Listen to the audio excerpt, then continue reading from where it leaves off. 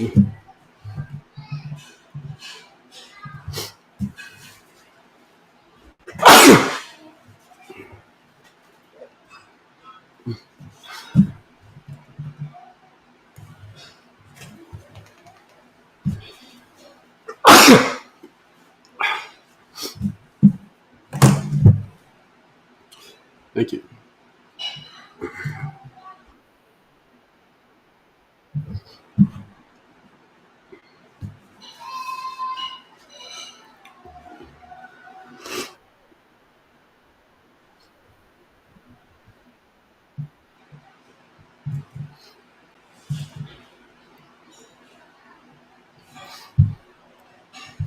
Thanks, Edward.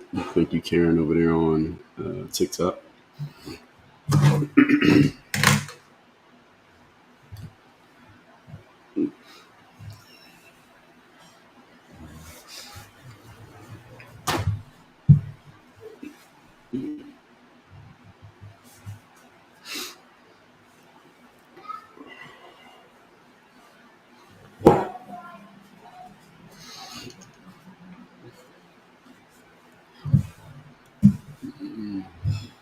For some reason, early in the mornings, around this time, I tend to get these sinus reactions. I don't even know what it is.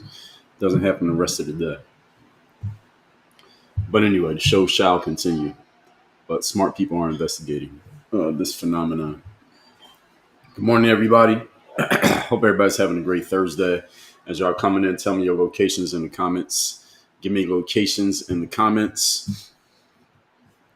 And we will get started in a few minutes. Let me make sure everything is hitting properly. We are live on Rumble. Good morning. Live on YouTube. Good morning. Let me check and see if we are live on X.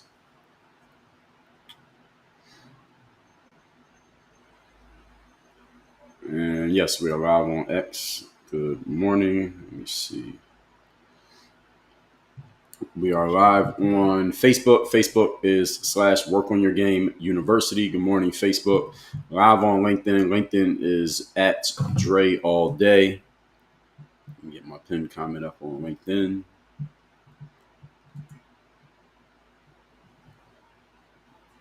We are live on LinkedIn. We are live on Instagram at Dre Baldwin. Live on TikTok at Work on Your Game. So as y'all coming in, tell me your locations in the comments, and we will get to it in a moment. Let me see.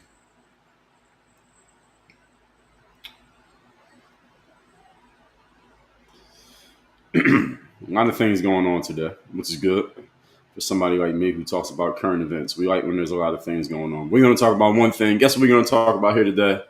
The gift that keeps on giving, the topic that keeps on topicking. We're going to talk about Donald Trump, but not really about Donald Trump, but Donald Trump is going to come up in this conversation. We're going to talk about the Epstein files, since every day when I'm not even talking about Donald Trump, when I am talking about Donald Trump, when I'm talking about something that has nothing to do with politics, somebody comes in the comments and says, why don't you talk about the Epstein files? Why don't they release the Epstein files? Why don't you say something about Donald Trump being a PDF? And yes, we know what PDF means, word that we don't want to say on certain social media platforms. Why don't you talk about Donald Trump being that? Why don't you talk about the Epstein files? Why don't you talk about them releasing the files? Why don't you talk about any of those things? Well, today your questions shall be answered, because today we're going to talk about the Epstein files. And actually, we're not going to talk about the Epstein files because we don't know if there even are Epstein files. Actually, there are Epstein files. Let me take that back. We know that there are Epstein files. The issue is the files have already been released in the past. They got released again the other day. It was like 33,000 pages of nothingness because a lot of the files are heavily redacted. That means a lot of names and information is blacked out so as to protect the victims, and who knows what else is being protected in this situation. And the victims came out and they were talking just yesterday. We're going to get into all that here today. So as y'all are coming in, again, shout yourselves out. Tell me your locations in the comment section, and we're going to get to it in a moment. So we are live, 7 different platforms right now. And let me shout out some people in the comment section. So as y'all coming in, shout yourselves out. Tell me your locations in the comments, and we'll get to it. Mary M., good morning. Congrats on the first comment. Karen Bishop, good morning, and thank you. Murphy the Mutt, thank you for the likes. Checking in from Bristol, Tennessee. Good morning. Christine, thank you. Carrie, go get 'em. Congrats on the gifter badge title. And good morning to you from South Carolina. You're checking in from South Carolina. I am in South Florida. Murphy the Mutt, thank you for sharing the live. Appreciate you. IT Burnout, good morning. Marie checking in from San Antonio. Beautiful place, San Antonio. Housing is very well priced compared to South Florida. Ashley Mack checking in from Fayetteville, Arkansas. Histamine reaction, take some Pepsid AC. Ashley, I don't take medicine, but I appreciate it. I appreciate the offer, but I do not do medicines. And it can be a histamine reaction, but I'm trying to figure out what the hell causes it. I seem to get more of it when I eat things that I probably shouldn't be eating too much of, like processed sugar. But I haven't had any processed sugar most of this week, for all of this week, as a matter of fact. And again, it happens like right around this time when I'm talking to you all at the beginning, and then for the rest of the day, I'm fine. So trying to figure out what the source of this issue is. It might be something that I'm consuming, maybe something I'm putting in my protein shake. We don't always know. We'll see. Person without a name, you got to put a name up here if you want me to acknowledge you. But the question is, I'll acknowledge your question, but I can't call you anything because you don't have a name. Do you support the victim's decision? Well, there's more than one victim, and I don't think they all made the same decision. I don't know what decision you're referring to. So I can't answer that question. Ashley Mack said the chewable Pepsid that is over the counter. I don't do over the counter. I don't do prescriptions. I do neither one. He got my lighter. Good morning. Another question. Oh, you asked the same question. Don't spam my comments. You just asked the same question twice in like 10 seconds. Don't do that. North Florida checking in from Chicago. Good morning. How about no said that tie is nice. And then you asked Jerry Garcia. What's Jerry Garcia got to do with anything? Who's Jerry Garcia? First of all, thank you for the compliment on the tie, but who is Jerry Garcia? Maddie, you like the tie too? Thank you. I like this tie too. Let's see. I'm just shouting out a couple people in the comments before we get started. Kuya bin Yasharal, thank you for the music on stage gift. Neil Campbell, thank you for the share. Red Light said you like a young Hank Johnson. Who is Hank Johnson? Who are these people? I've never heard of these people. So let's see what we got going on over on IG. Malusaneak said, nice to meet you. Nice to meet you too. I don't think we met. Success with Edward checking in from Venus, Texas. Shout out to Texas. Malusaneak said, any books you recommend? Yes, go to the link in my profile. I got a bunch of books. I recommend all of them. Go to the link in my profile. I recommend every book you see in there. So thank you. Who's Hank Johnson? Flixio Delta said, you look good, man. Love the tie. Thank you. I appreciate it. Ashley says she likes the tie too. So everybody likes this tie. All right. I got to get more ties that are like this one because I wear a tie every day. I only get compliments on the tie today. Manson, North Carolina. Kuya bin Yasharal. Thank you. Kingdom Business. Good morning. Checking in from Indianapolis. Shout out to Indianapolis. Nana Cat, thanks for the share. Carol Ann Collins, Newburgh, New York. Sufis, DC. What is that? What's Sufis, DC? Is that Washington, D.C.? But what's Sufis? What does that even mean? And that is Red Light District 202. 202 is D.C., but what's Sufis? Neil Campbell, thank you for sharing aloud more than 10 people. Ashley Mack said, totally understand the no meds. Yeah, I'm not a meds person. Morning from ATL, Happiness Now. Murphy the Mutt said, oh, Grateful Dead? Okay. Is he like 80? Is he still alive? Covenant Thoughts said Bondi was AG in Florida when Epstein got a sweetheart deal. She is AG now, and she is covering. Yes, I mean, many people have said that. I understand. Jules checking in from Sonoma County, California. Heard it's nice out there. Red Light District said Atlanta 5 District Congressman Hank Johnson. No, I would not know who that is. Courtney, good morning. Manny from South Carolina, good morning. Ashley said grandmother was a master gardener and won awards for her roses, so a little partial. Okay, I get it. Red Light District said, oh, Southeast. Okay, you're saying it. You're giving the slang spelling. Okay. Southeast. He calls it Southeast. I get it. Southeast DC. Shout out to Southeast DC. All right, so the topic here today, the Epstein people. So here's what happened. September 3rd, which was yesterday, survivors of Jeffrey Epstein, or at least alleged survivors. Now, from what I read, these people got paid off. There was a settlement that was agreed upon years ago with all these folks, mostly women. They held an emotional press conference yesterday on Capitol Hill. So they were in Washington, D.C. supposedly probably talking to people in the government. There was a video clip of Nancy Mace. You heard of this woman, Nancy Mace? She was walking out of allegedly the meeting, and she looked very distraught. Looked like she had been crying. She looked very bothered, probably by what she was hearing in the meeting. And she just walked past a bunch of reporters and cameras, didn't talk to anybody, probably because of what she heard. And people were framing that as, oh, well, that must be proof that Donald Trump did something bad. Doesn't make any sense. Of course, that's a complete non sequitur. But anyway, this meeting was happening. And these women came out and they said in their press conference that they know the names of powerful individuals who were involved in Epstein's network. And if the government refuses to release a comprehensive client list, they will compile and publish their own list. Now, let's see if I can find a clip of what one of these women was saying, because this statement alone has holes in it already. Before I even get into anything, this has some problems. Let me see if I can find, because I commented on this yesterday on X. So I'm going to play a little bit of this clip. You want to hear this? Or will you finally protect survivors? Transparency is justice. Congress must choose. Will you continue to protect predators, or will you finally protect survivors? Transparency is justice. Release the files, end the secrecy, and stand with us in declaring that no billionaires, no politicians, not world leaders, is above the law.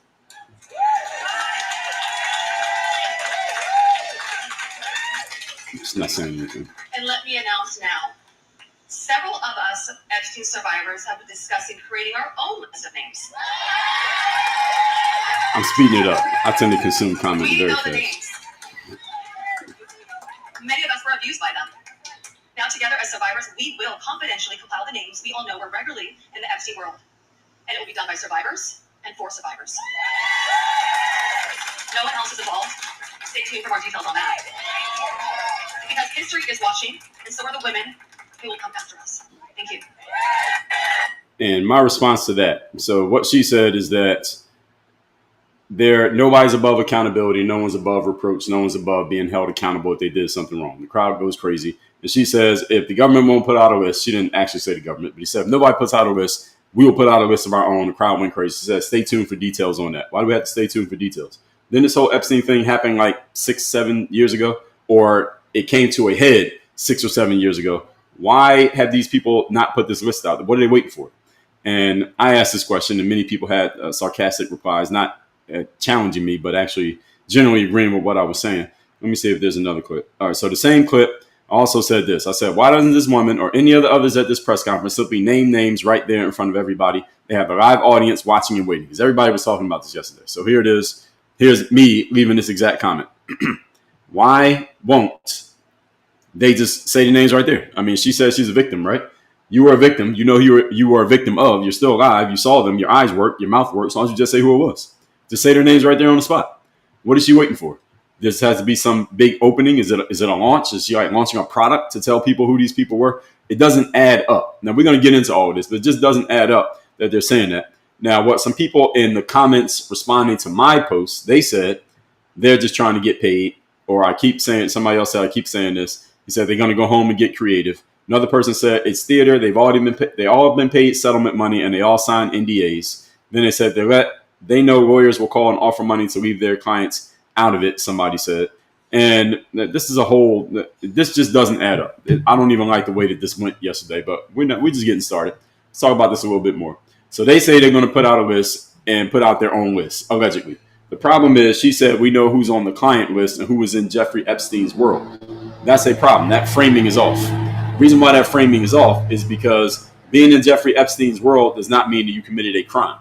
This is the whole thing people have been throwing out about Trump for the last several months, or ever since he won the election last year. Okay, put out the list, put out the list, put out the list, put out the files. And then Pam Bondi put her foot in her mouth by saying the files are on my desk. And then she went back and tried to say, well, I didn't mean those files. I meant just files, period, and the documents. And she screwed up by saying things that way. Now everybody's like, well, maybe Trump's in the files is why he didn't put out the files. We got the same arguments we've had the entire time. Number one, if Donald Trump was in the files, the Biden administration for 4 years had access to all these files with Donald Trump's name in it. You think they wouldn't have used that? Of all the things they used to try to stop him in 2024, they didn't use the Epstein files. That would have been stronger than all those court cases they had against him. Why didn't they do it? That puts a big hole in the concept that, Donald Trump is implicated in at least criminally implicated in the files. Because if he was criminally implicated, they could have taken him to court already. And they just took him to court a lot last year. Why didn't they take him to court on this? It doesn't make any sense. He's been the enemy of half the country for 10 years. So they didn't take him to court and they had this on him? Are you kidding me? So that doesn't make any sense. That doesn't add up. Secondly, when it comes to these women saying that we know who's in the files or who was involved in Jeffrey Epstein's network, that's not the same as saying who was involved in abusing these women when they were underage. Those are two different things. Saying that I was in Jeffrey Epstein's network, let's say it was me. I was in Jeffrey Epstein's network. I was his friend. I did business with him. I was on his plane. I golfed with him. Maybe I even visited his house. Just because I was in his network does not mean I did anything illegal or criminal. And if you're going to accuse me of doing something illegal or criminal, you got to bring that to the police authorities. That's not something that you just say at a press conference. So that doesn't make any sense. That's the second big hole in this. Those two big holes alone basically take the air out of this whole situation, as far as I'm concerned. But we're just getting started. This is what these women are saying that they're going to do. They're saying they're going to put out a list, a comprehensive client list. Now, I don't know if they actually said a client list, but people who were in Jeffrey Epstein's network. They said we're going to put out our own list. They didn't specify what type of list. Client list, victim list, perpetrator list, etc. Whatever kind of list this is going to be. So now survivors, these women, accompanied by Representatives Thomas Massey and Ro Khanna, these are people in Congress, they cited the Department of Justice and FBI claims that no such list exists as another form of stonewalling. So they say that the DOJ and the FBI are saying that there is no list, and these victims are saying, well, they're just stonewalling. They're just saying that so that everybody stops talking about it. But we, the survivors, there is a list, and we'll come up with a list. We're just going to put out our own list, and we're just going to say, here are the people who are on the list. All right, this is a problem. All right, this is a big problem. Reason why this is a problem is if these women, first of all, I don't think they're going to go forward and actually do this. It doesn't add up. If they were, they could have just did it yesterday. They had the whole world watching. Everybody was paying attention. There's a whole bunch of people who want to see Trump look bad, and no matter what they got to do it, by hook or by crook, make Trump look bad. There's a whole bunch of people who are heavily invested in making this happen. Why didn't they do it? Doesn't make any sense. Why did not they do it? They're right there on Trump's doorstep, Capitol Hill. Why not just do it then yesterday? Just announce, oh, it's this guy, this guy, this guy. Just say all the names right there on the spot. They didn't do it because I don't think they have anything. That's just my personal theory. I'm not reporting that. It's my personal theory. I don't think they have anything. Secondly, they're saying that the FBI claiming that no such list exists is another form of stonewalling. Well, again, it depends on what type of list are we talking. Are we talking a list of people who knew Jeff Epstein and did business with him in any way, shape, or form, i.e., flew on his plane, did a business deal with him, bought something from him, sold something to him? Those don't implicate you as a criminal. If a criminal did something bad, and you did business with that criminal that was on the up and up and you were never charged and you were never implicated in any crime, then that doesn't mean that you're wrong. That's what they call guilt by association. So anybody who shook hands with Jeffrey Epstein, somehow, some way, they're guilty. They got pictures of Donald Trump partying with Epstein. That doesn't mean he did a crime. Again, now people are going to use this, of course, because they don't like Donald Trump, but it doesn't logically add up. And everybody knows that it doesn't logically add up, even if you don't like Donald Trump. I got a feeling we're going to be giving away a whole lot of strawberry cheesecake here today. So those of you who are looking forward to hearing that sound, oh, don't worry. There's going to be a whole lot of it here today. And those who don't know what strawberry cheesecake is, stay tuned. You will find out. Now, two heavy implications here. That if a figure like Trump were named in this list, if there ever is a list, I doubt that there will be a list, but let's just say there is. Survivors likely are not going to be calling for transparency through him, like going through Trump. And after years of delay, why are they now driven to take this public stand? Again, why are they doing this now? They were victimized. The Epstein thing came out. Maybe this happened years ago. And some people say, well, they got to get over the trauma. Maybe they're not ready to talk about it, et cetera, et cetera, et cetera. Okay, fine. How does all the survivors, I don't know how many survivors there are. Let's just say there were 25 survivors, okay? Let's just make up a number. Let's say there are 25 survivors. And somebody says, well, on a psychological level, women who've been through this type of abuse or trauma, or even men, they got to go through a certain healing period before they're ready to talk about it. So here's the question. How all of a sudden all 25 of them are all ready at the same time? That doesn't add up. That doesn't add up. So is there some Mendoza line of how much time has to pass? And after, if you go through this type of trauma, okay, if 15 years pass now, all right, 15 years has passed, now you got to talk about it. All of them at the same time, they're all ready to talk about it. All of them are ready to talk about it right now, today, all of a sudden. That doesn't add up. Again, logically, this makes no sense. It sounds good. It is very sensational. is getting a lot of people excited because they want to see Trump look bad. It's not going to do anything to Donald Trump, but even if they put his name in it, it's not going to do anything to him. But it will, in the minds of the people who don't like him, make him look bad, and it'll be another point that they can add to their Gish Gallop list of the reason why Trump is a bad guy. He's not running for election again. So again, what exactly is this going to do? The answer is a whole bunch of nothing, but it's going to create news items and talk lines for people like myself and others who create content and talk about stuff on the internet, and also people who do it in traditional media. That's what this actually is doing. So these women are they are actually supplying media, the media and media period. But are they actually making a legitimate point? Based on the framing of what I heard and saw yesterday, the answer is no, they're not. They don't have much here.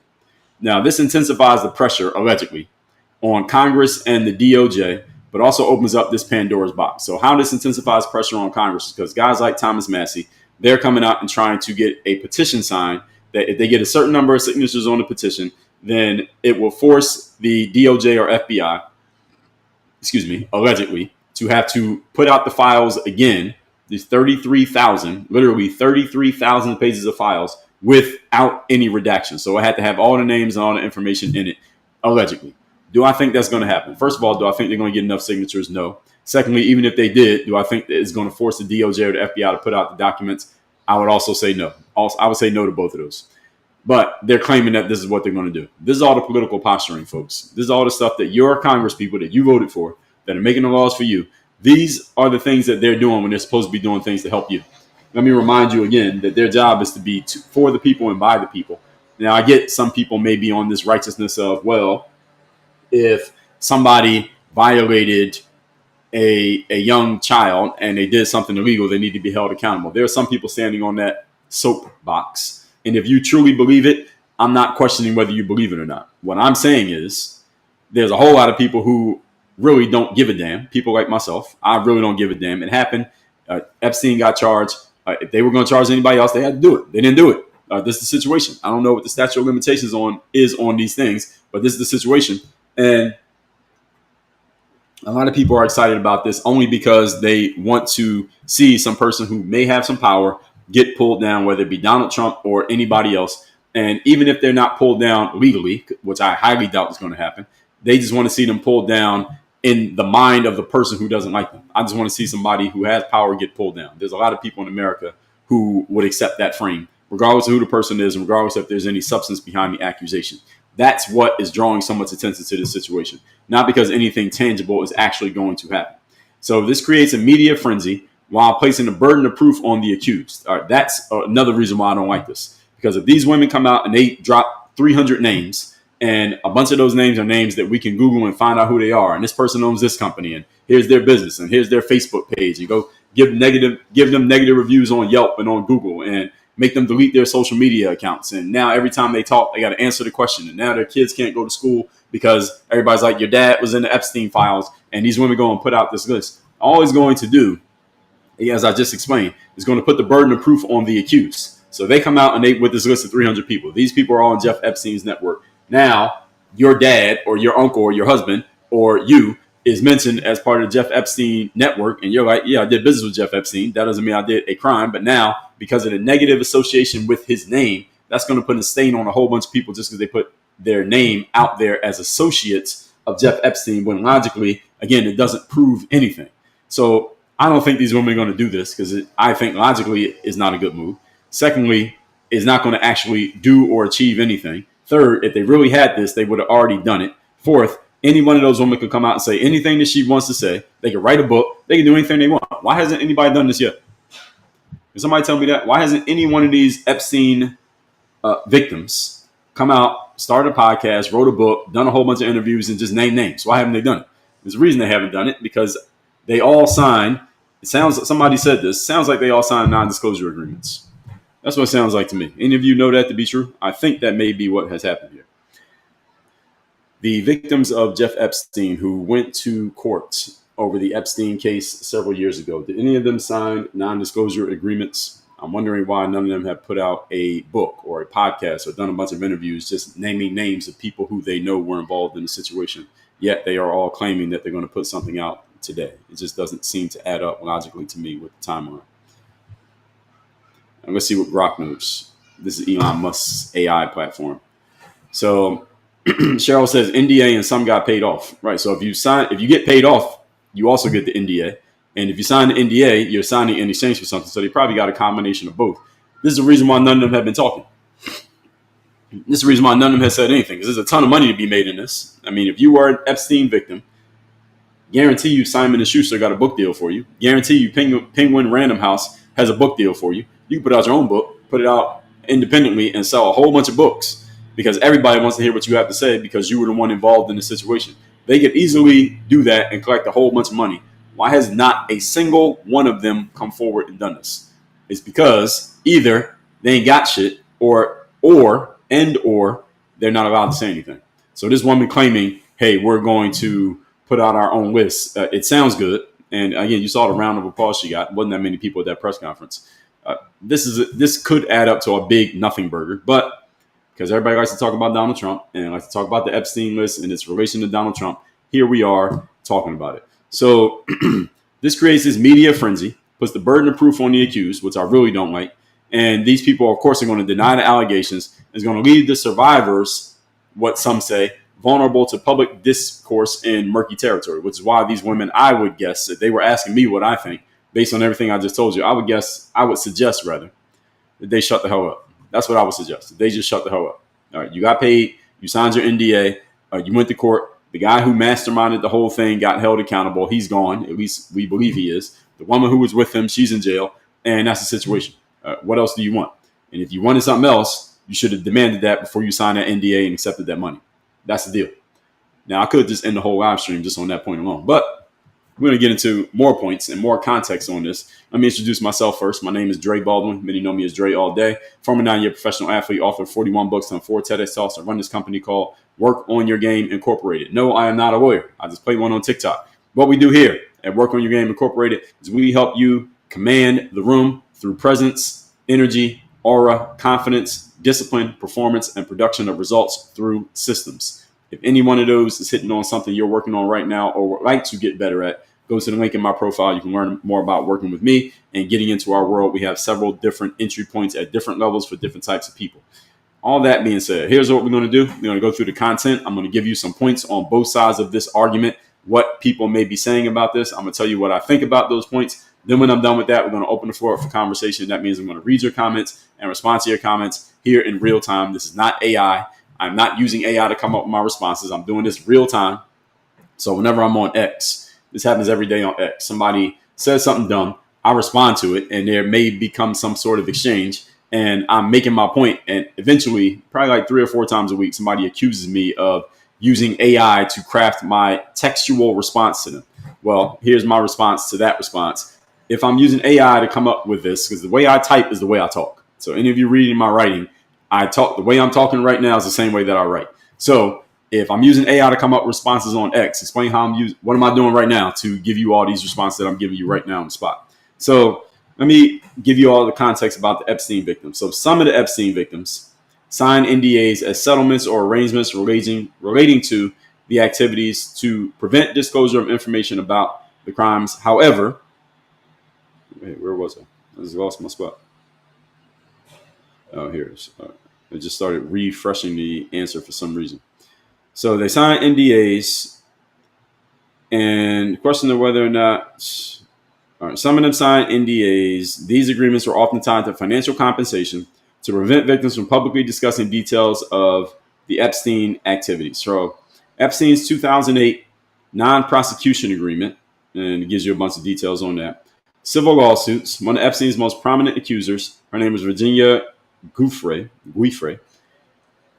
She settled a defamation lawsuit against Ghislaine Maxwell in 2017. And the settlement probably included an NDA. They almost always do. And her 2022 settlement with Prince Andrew included a confidentiality clause. And in 2023, JP Morgan Chase and Deutsche Bank settled lawsuits with Epstein's victims. Well, check this out. I didn't know this. $290 million and $75 million respectively. So in 2023, JP Morgan Chase and Deutsche Bank combined paid $365 million to Epstein victims. These settlements almost always include non-disclosure agreements. So those who know what an NDA is, it's okay. We're going to settle your lawsuit. We're going to pay you this much money for you to pull the lawsuit and stop suing us. And in exchange for us giving you this money and pulling the lawsuit, you can't talk about it. You can't tell exactly how much money you got. You can't say anything about what was in the lawsuit and whether it was true or not. We are not admitting guilt. We're just going to pay you to shut the hell up and go away. That's what an NDA is. So these two banks paid $365 million to victims. 99% sure that included an NDA. In high-profile cases, that's always the case.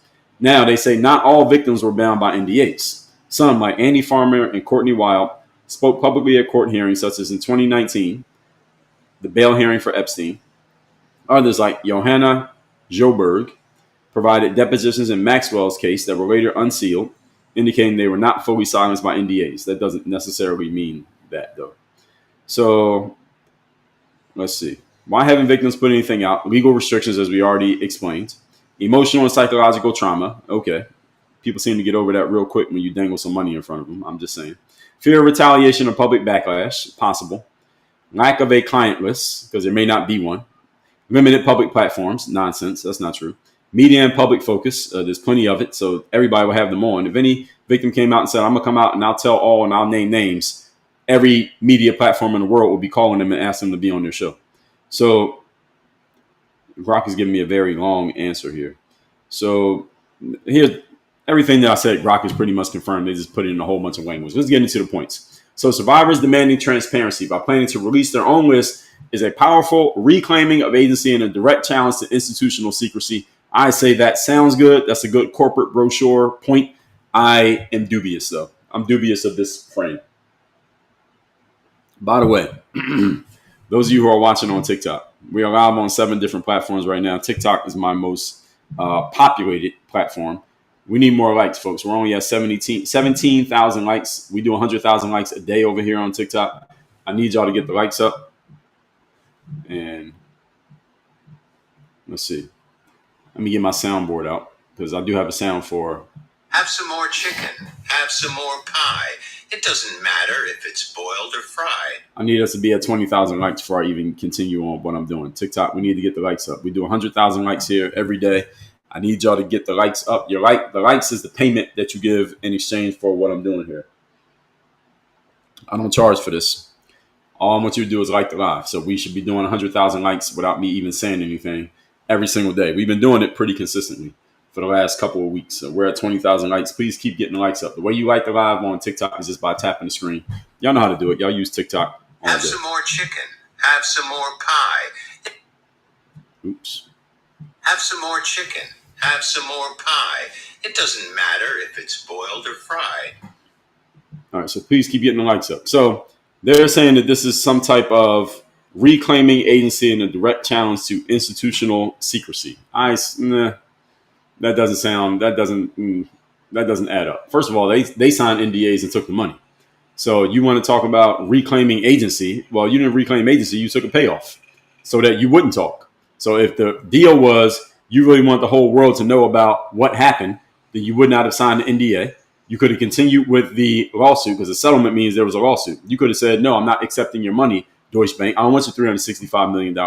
I'm going to pursue the lawsuit. We're going to go into discovery. We're going to let all this come out in the public so that everybody knows what happened. They all did not do that. They instead accepted the money.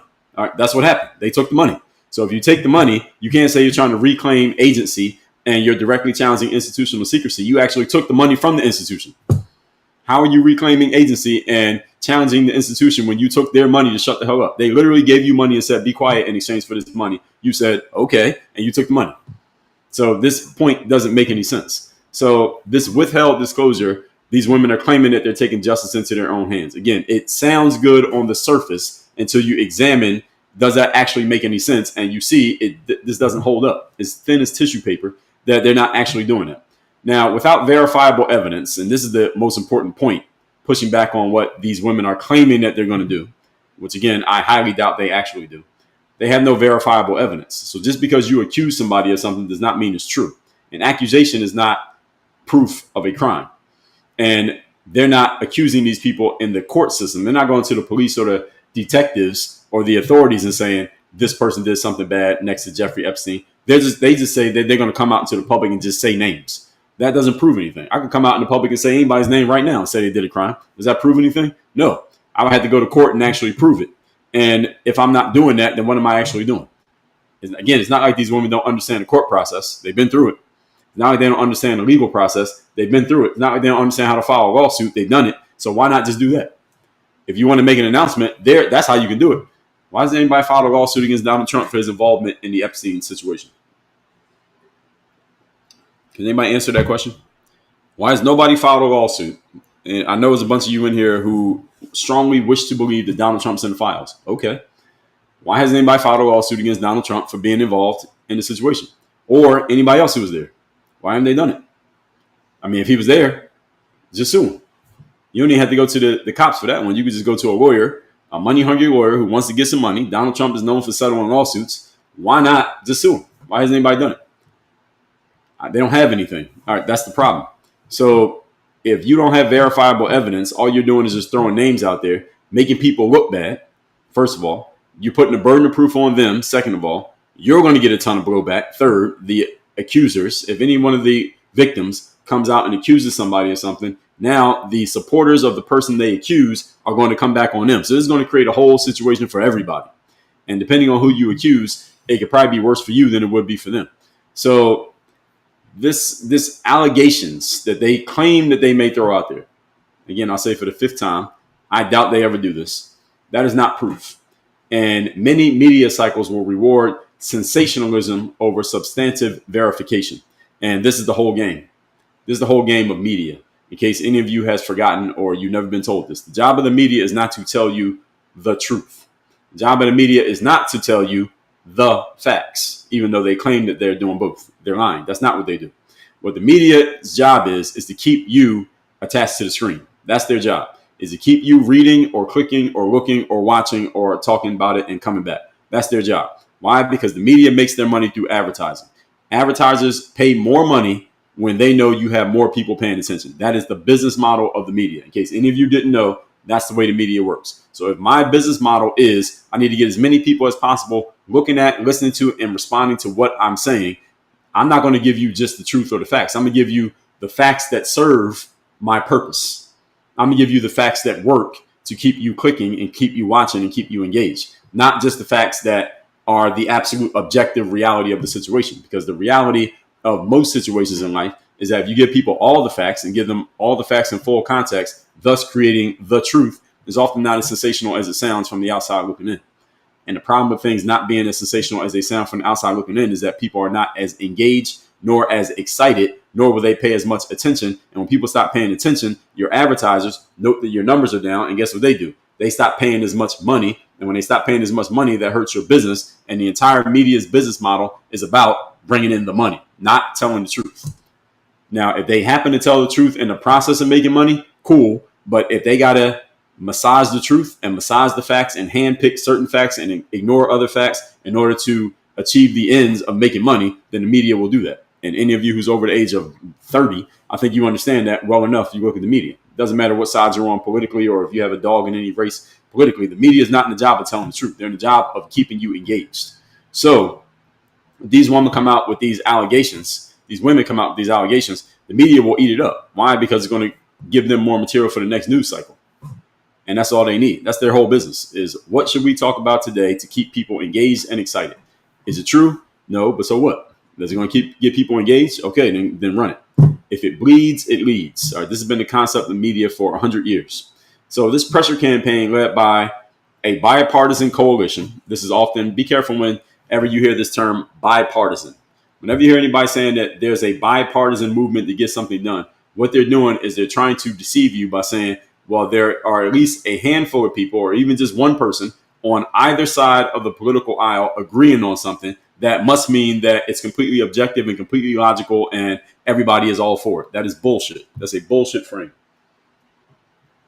Remember Kamala Harris, 2024, the bipartisan border bill. Remember that one? The bipartisan border bill.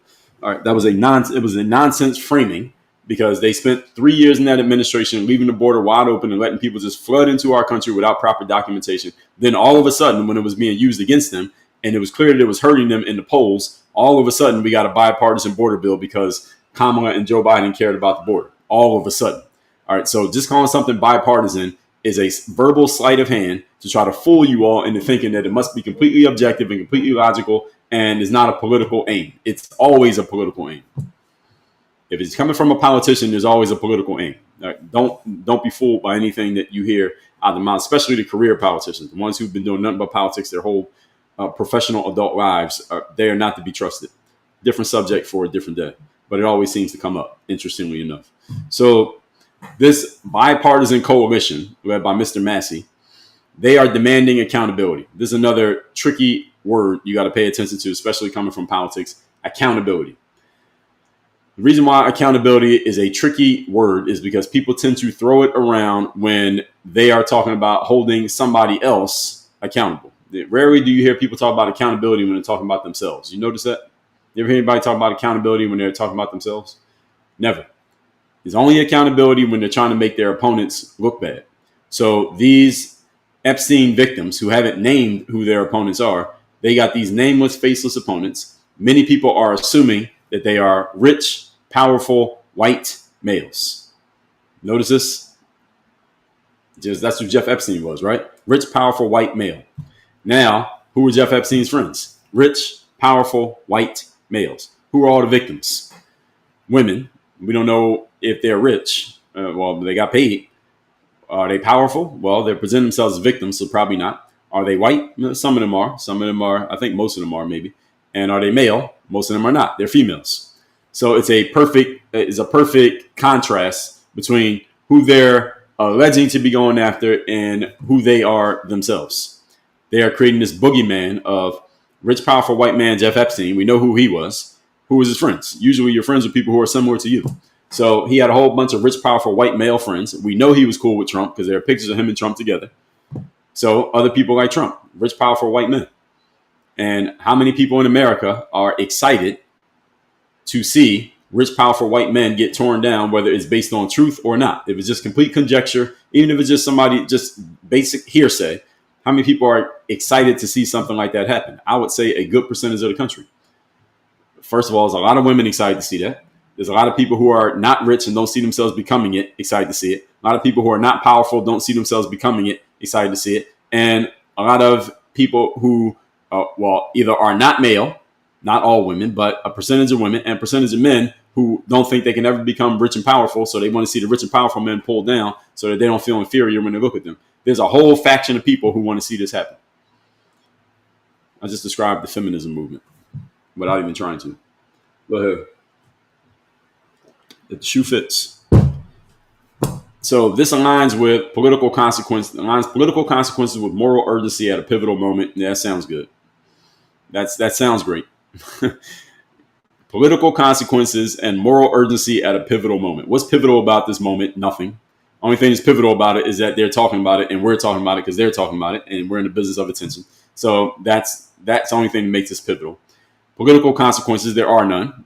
What political consequence? Who's getting taken down? We don't even know a name yet. So there's no political consequence. That doesn't make sense. Moral urgency.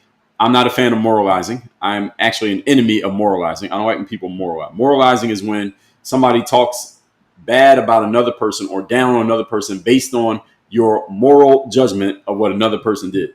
Now, it does not mean that everything that somebody else does is good. I mean, what Jeff Epstein did, if true, is a bad thing for him to do. While at the same time, I'll say, objectively, he should not have done that. At the same time, even if he was still alive, I don't want to judge that man morally because I'm unqualified. There's no human on the planet who's qualified to morally judge another human.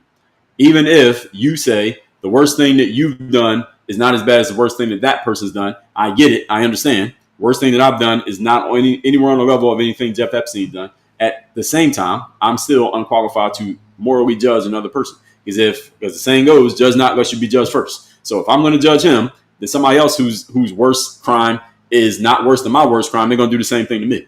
So it feels good when you're doing it to somebody else. Not so much fun when somebody else is doing it to you. That's why I stay out of that game. I'm not in the game of anything that puts the word moral around it, because people tend to use this. Again, they use it as a license to wag their finger at another person about the bad things you did while ignoring anything that you've done. Bad things they did, rather, while ignoring anything that you've done. And the issue is every human being is a mere mortal. Every one of us has committed some form of sin. So none of us is qualified to morally judge another person. Even if your sin is not as bad as their sin, there's only one line of sin. It's a clear black and white line. You're on this side of it or you're on that side of it. Last time I checked, every human on the planet, at least if you've been old enough, if you've been an adult long enough, everybody's on the wrong side of that line. Everybody is. And there's no levels to it. It's not like there's a level 1 and a level 10. There's just either you're on the side of you've never done it or your side of that you have done it. So nobody's qualified to moralize. Nobody. Continuing. If the government refuses or fails to produce tangible results, I don't know what tangible results are, it reinforces the perception that elites are protected by bureaucracy and legal opacity, further eroding public trust. I would say we already know this to be true. This doesn't prove anything. Let me restate the point that I said we already know to be true. That there is a perception out there. How many, and y'all give me a yes or no in the comments. Is there a perception that elites, whatever you consider to be elite, let's just say people with status, money, and power, let's just say some combination of the above, they are protected by bureaucracies and legal opacity. In other words, they're able to kind of get away with stuff because of their resources.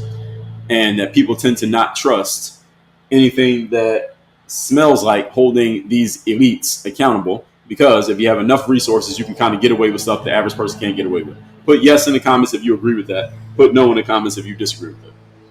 So if you agree that people who have money, power, status, notoriety, they have a lot of friends in high places, they can get away with shit that the average everyday person can't get away with. Yes or no? So most of you are putting yes in the comments. And I agree. Yes, of course they can. And if any of you is one of them, then you can too. You can get away with these things. If you have enough money, you have enough status, you have enough power, and there's a range of that, and it depends on what you're dealing with. If you have enough of it, you can get away with things. I've talked about this when we talk about the legal system in America. The legal system in America is not about justice. The legal system in America is about if you can afford to prove or if you can afford to buy justice. So if you believe you are a victim of a crime, if you have enough money, you can hire a good enough lawyer. I'm not talking about a criminal side crime, but let's say a civil crime, and you're filing a lawsuit. You got a good enough lawyer and you have enough money to pay that lawyer, or the lawyer wants to take it on because they see an opportunity to make money. You can get paid not because you necessarily were done wrong, but simply because you had a good enough lawyer who was worth enough money and good enough to pursue the case and win you money. Doesn't necessarily mean somebody did something wrong. No. It's people every day who get sued, didn't do anything wrong, but end up having to spend money. Either they got to pay a lawyer or they got to pay a settlement. Or they just lose the case and they got to pay off the judgment. That happens every day in America. And on the flip side, are there times when someone with a certain amount of power and status and resources, again, there are levels to this, does something that is objectively wrong, gets caught doing the thing that's objectively wrong, but because of their resources, they're able to get themselves out of that situation in which a person who didn't have their resources would have ended up in trouble, much more trouble. Does that happen? Every single day. Every single day, something like that happens where, let's say you get pulled over and you were objectively doing the wrong thing, but because you're somebody and you know somebody, you don't get a ticket and or you get the ticket thrown out. Whereas the everyday person who got home, just coming off their job at Home Depot, if they did the same thing and they got a ticket, they couldn't get it thrown out. They can't fight it in court. They can't afford to go to court and fight it. So now they got to pay $215 for the ticket. Does that happen? Yes, it does. So this is not some brand new thing. All right. We all know that having resources, power, status, relationships, etc., can be leveraged to put yourself above the same type of consequences that an everyday person might otherwise face. And I say, and I've always said this, I'm a pragmatist on this subject, that you should not complain about this. You shouldn't bitch about this. Any of you listen to this, don't complain about this reality, because this is a reality. Instead, if you agree that it's true, then what you should do is get yourself on the right side of the equation. Don't bitch about the equation being the equation. Just say, okay, this is the way it is. Okay, how about I get myself to where it's like that? If you don't like rainy, dreary, cloudy days, then move out of Seattle or move out of Vancouver and move to somewhere like Scottsdale or Phoenix or Tampa Bay or Miami. Why? Because it's sunny and hot here. All right, you know the situation. All right, don't bitch about the fact that it's raining in Seattle. It's going to rain every day. All right, you like rain? Move to Seattle. You don't like rain? Get the hell out of there. All right, this is just the way that it works. You don't like bumper to bumper traffic. Stop driving a car in Manhattan. It's not going to change just because you complain about it. You got to go to the places where things are in the favor of how you want them to be, rather than trying to change the world just by bitching about it. Did Michael Jackson say, "I'm starting with the man in the mirror"? He said that, right? All right, that's where you start, with the man in the mirror.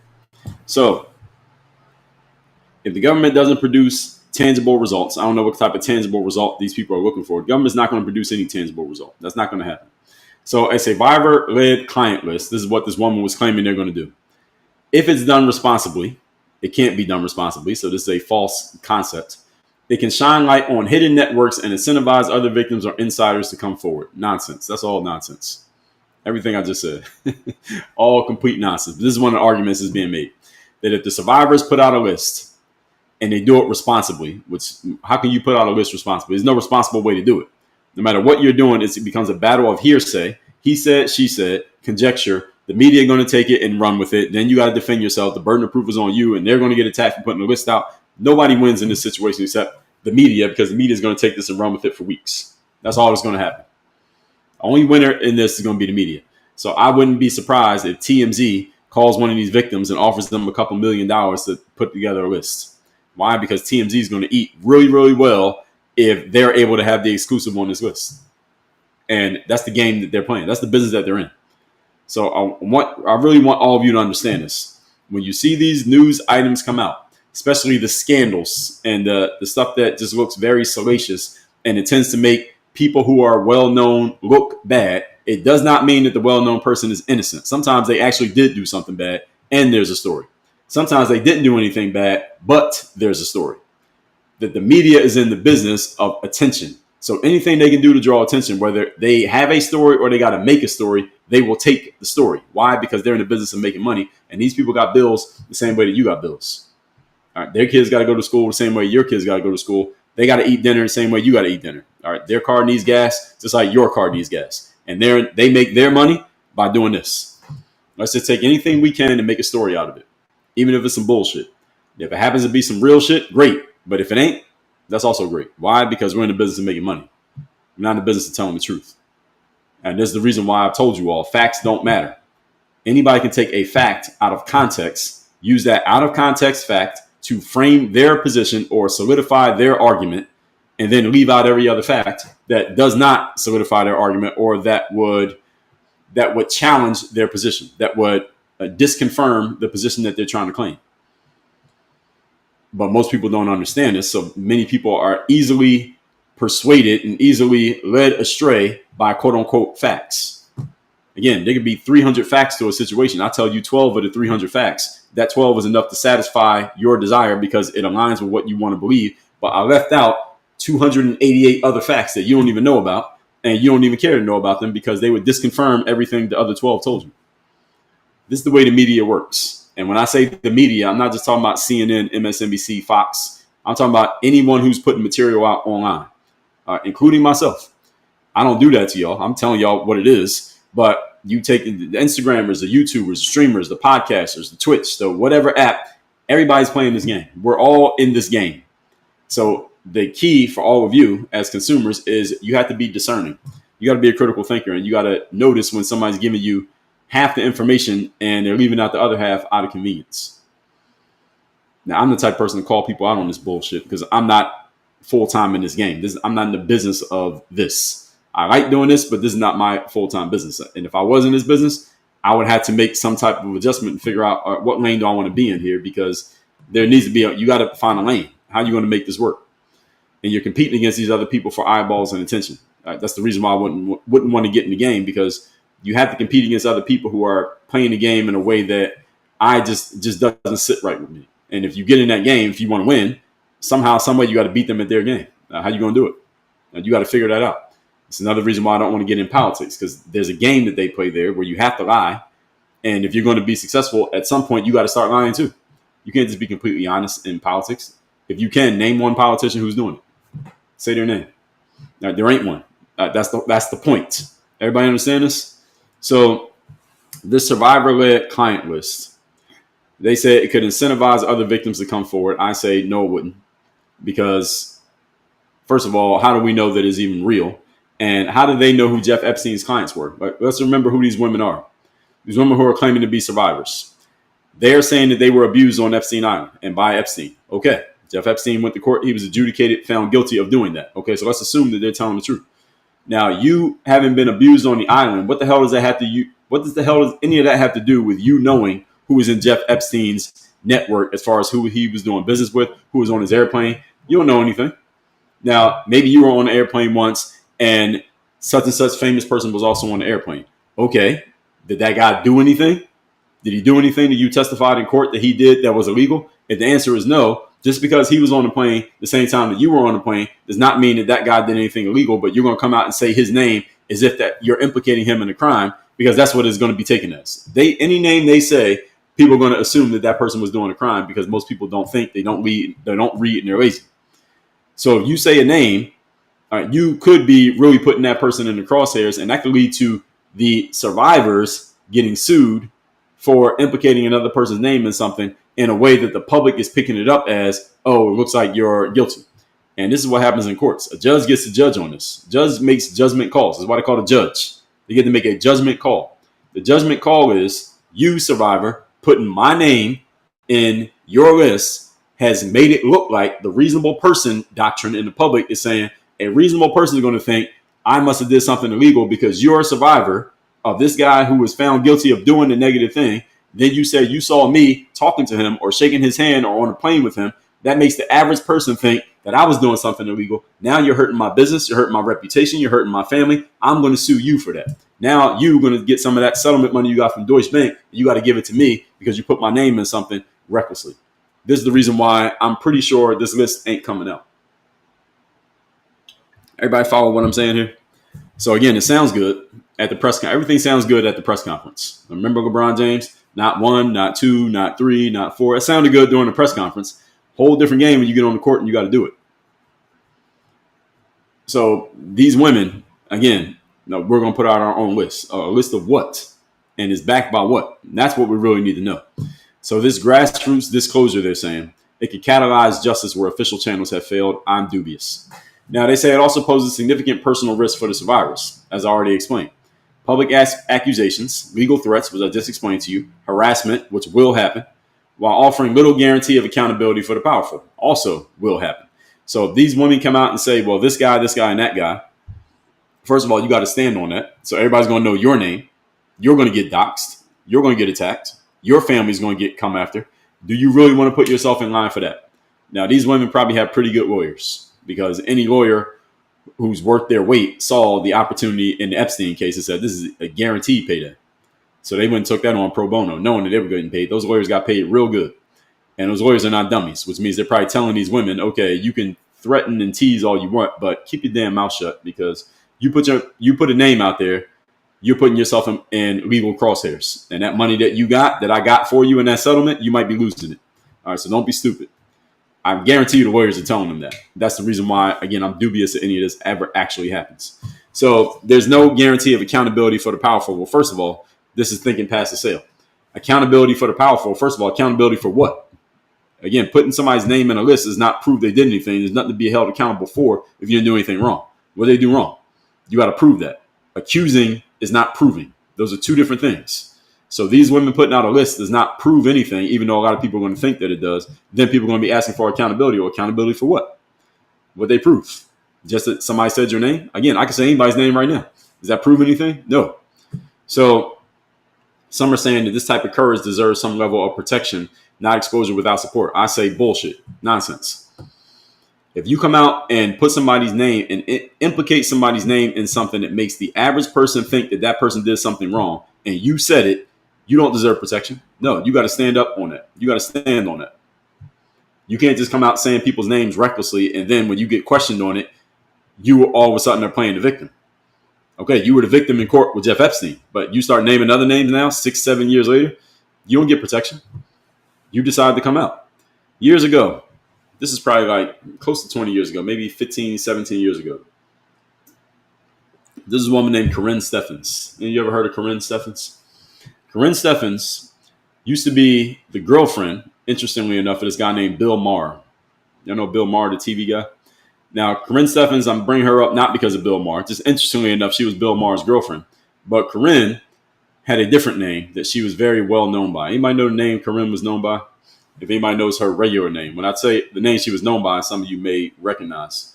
This is like 2000s, early 2000s, 2007, 8, around this time. Yes, Mr. Ohio J. I knew somebody would know it. Yes. So her name that she was known by colloquially was Superhead.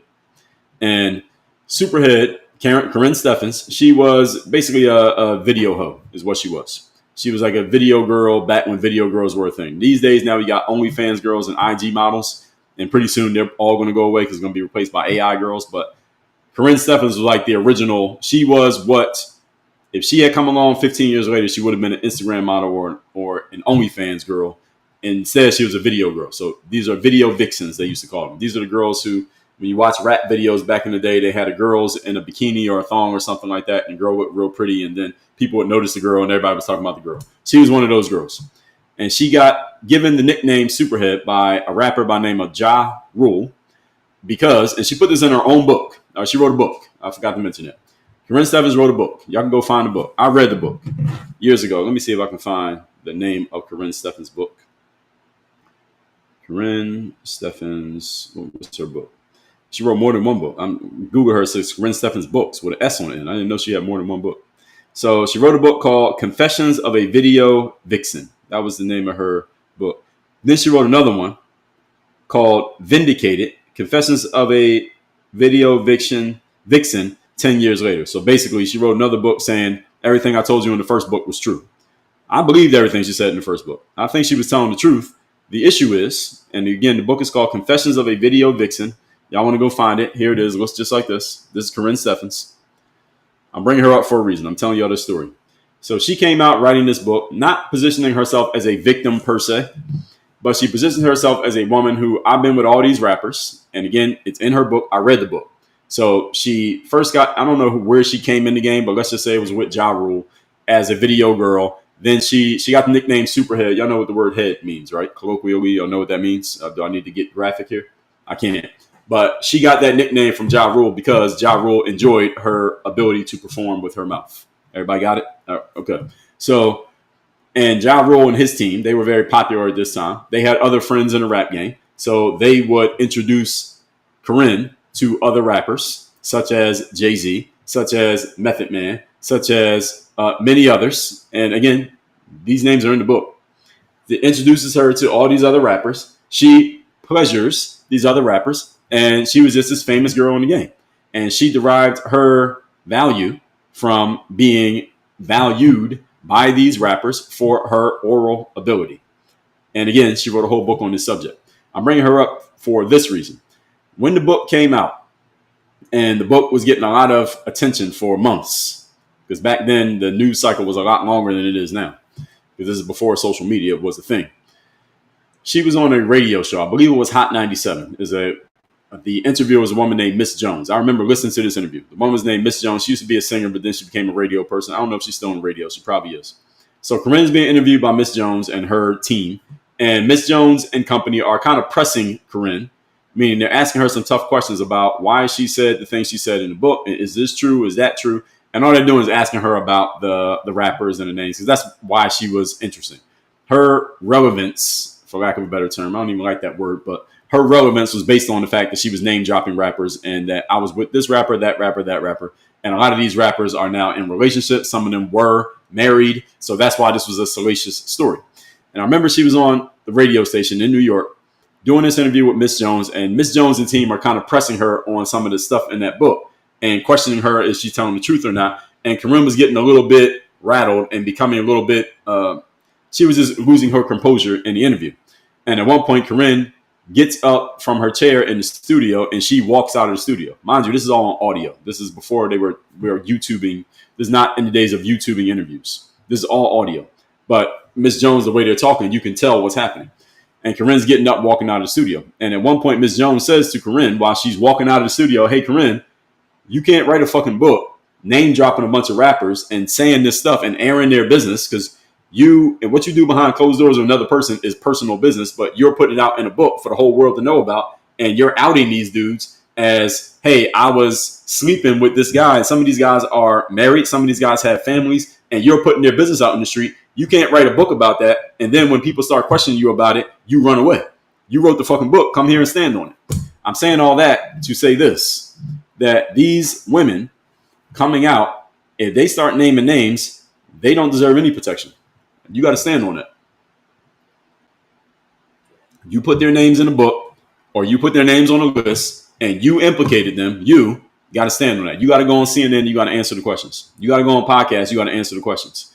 You're going to get doxxed. You're going to get outed. All right, and you got to answer those questions. You got to answer, okay, why did you say this person's name?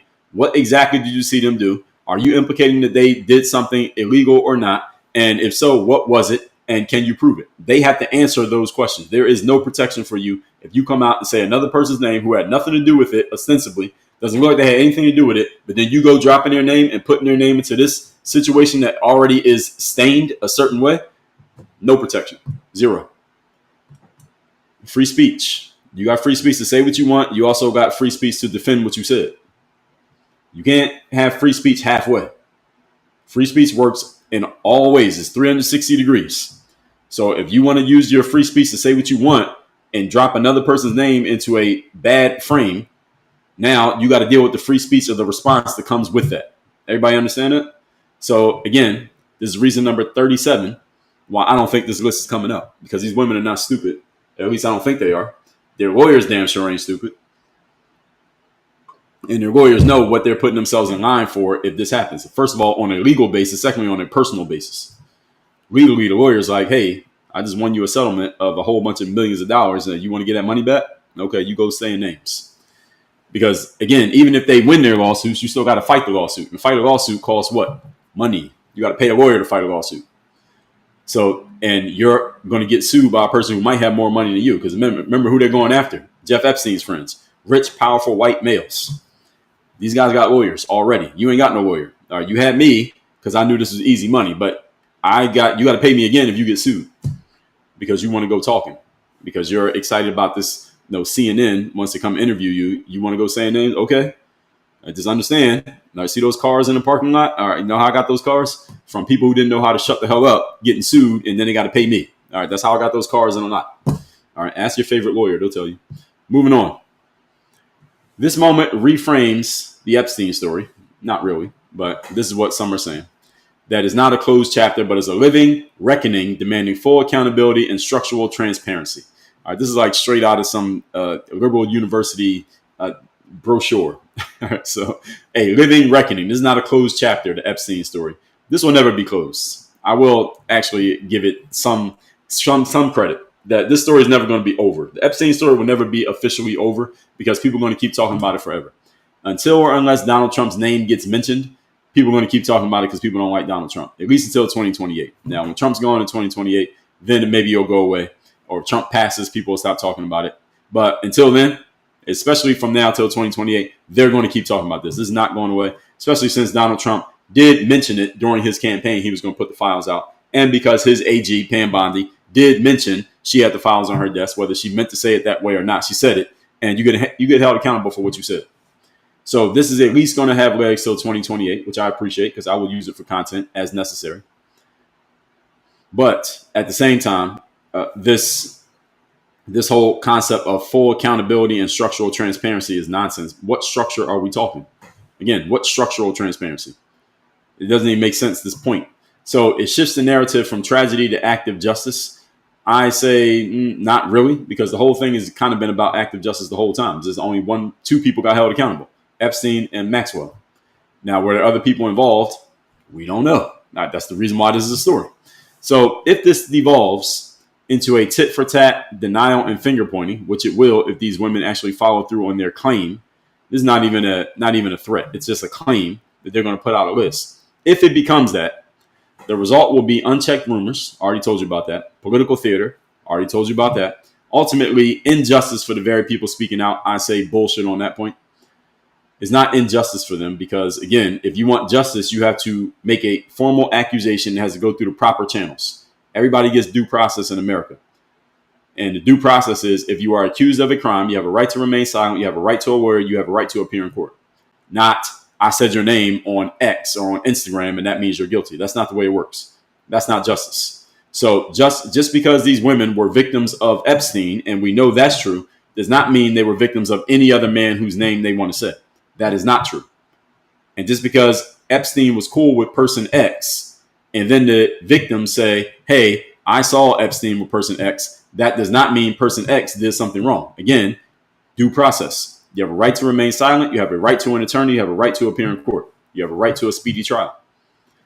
And you have a right to be judged by a jury of your peers. And unless all of those things happen, there is no justice, quote unquote, for any of the victims. They already got their justice. Again, Deutsche Bank gave y'all $365 million. You accepted it. And you accepted it along with an NDA that said, be quiet. You accepted this. Nobody made them take it. You chose to take it. Case closed. So if you want to come out and say names, okay, you want to give up some of that $365 million because you will get sued. You sure you want to do that? If I'm the lawyer, that's what I'm saying to them. You sure you want to do that? Because you ain't have any money before this. All right, you only got money from that lawsuit, and you still got to live the next 40 years of your life. You sure you want to put that money at risk? Because you got to pay me if you get sued. Now, you got to pay me to represent you. All right, I represented you on that case. This one ain't the same case. You got to pay me for this one if you want to go talking. I suggest you be quiet and go live your life quietly, unless you want this attention. Because there are things that come with attention, folks. Not just the stuff you want, the stuff you don't want. All that being said, I think we're going to have a lot to talk about in the comments here today. So I will preemptively take a restroom break. Give me 90 seconds, folks. I'm going to run to the restroom. And then I'm going to give you the breakdown of how we use our soundboard. Let me give you a preview of the soundboard because I know y'all want to hear it. Strawberry cheesecake.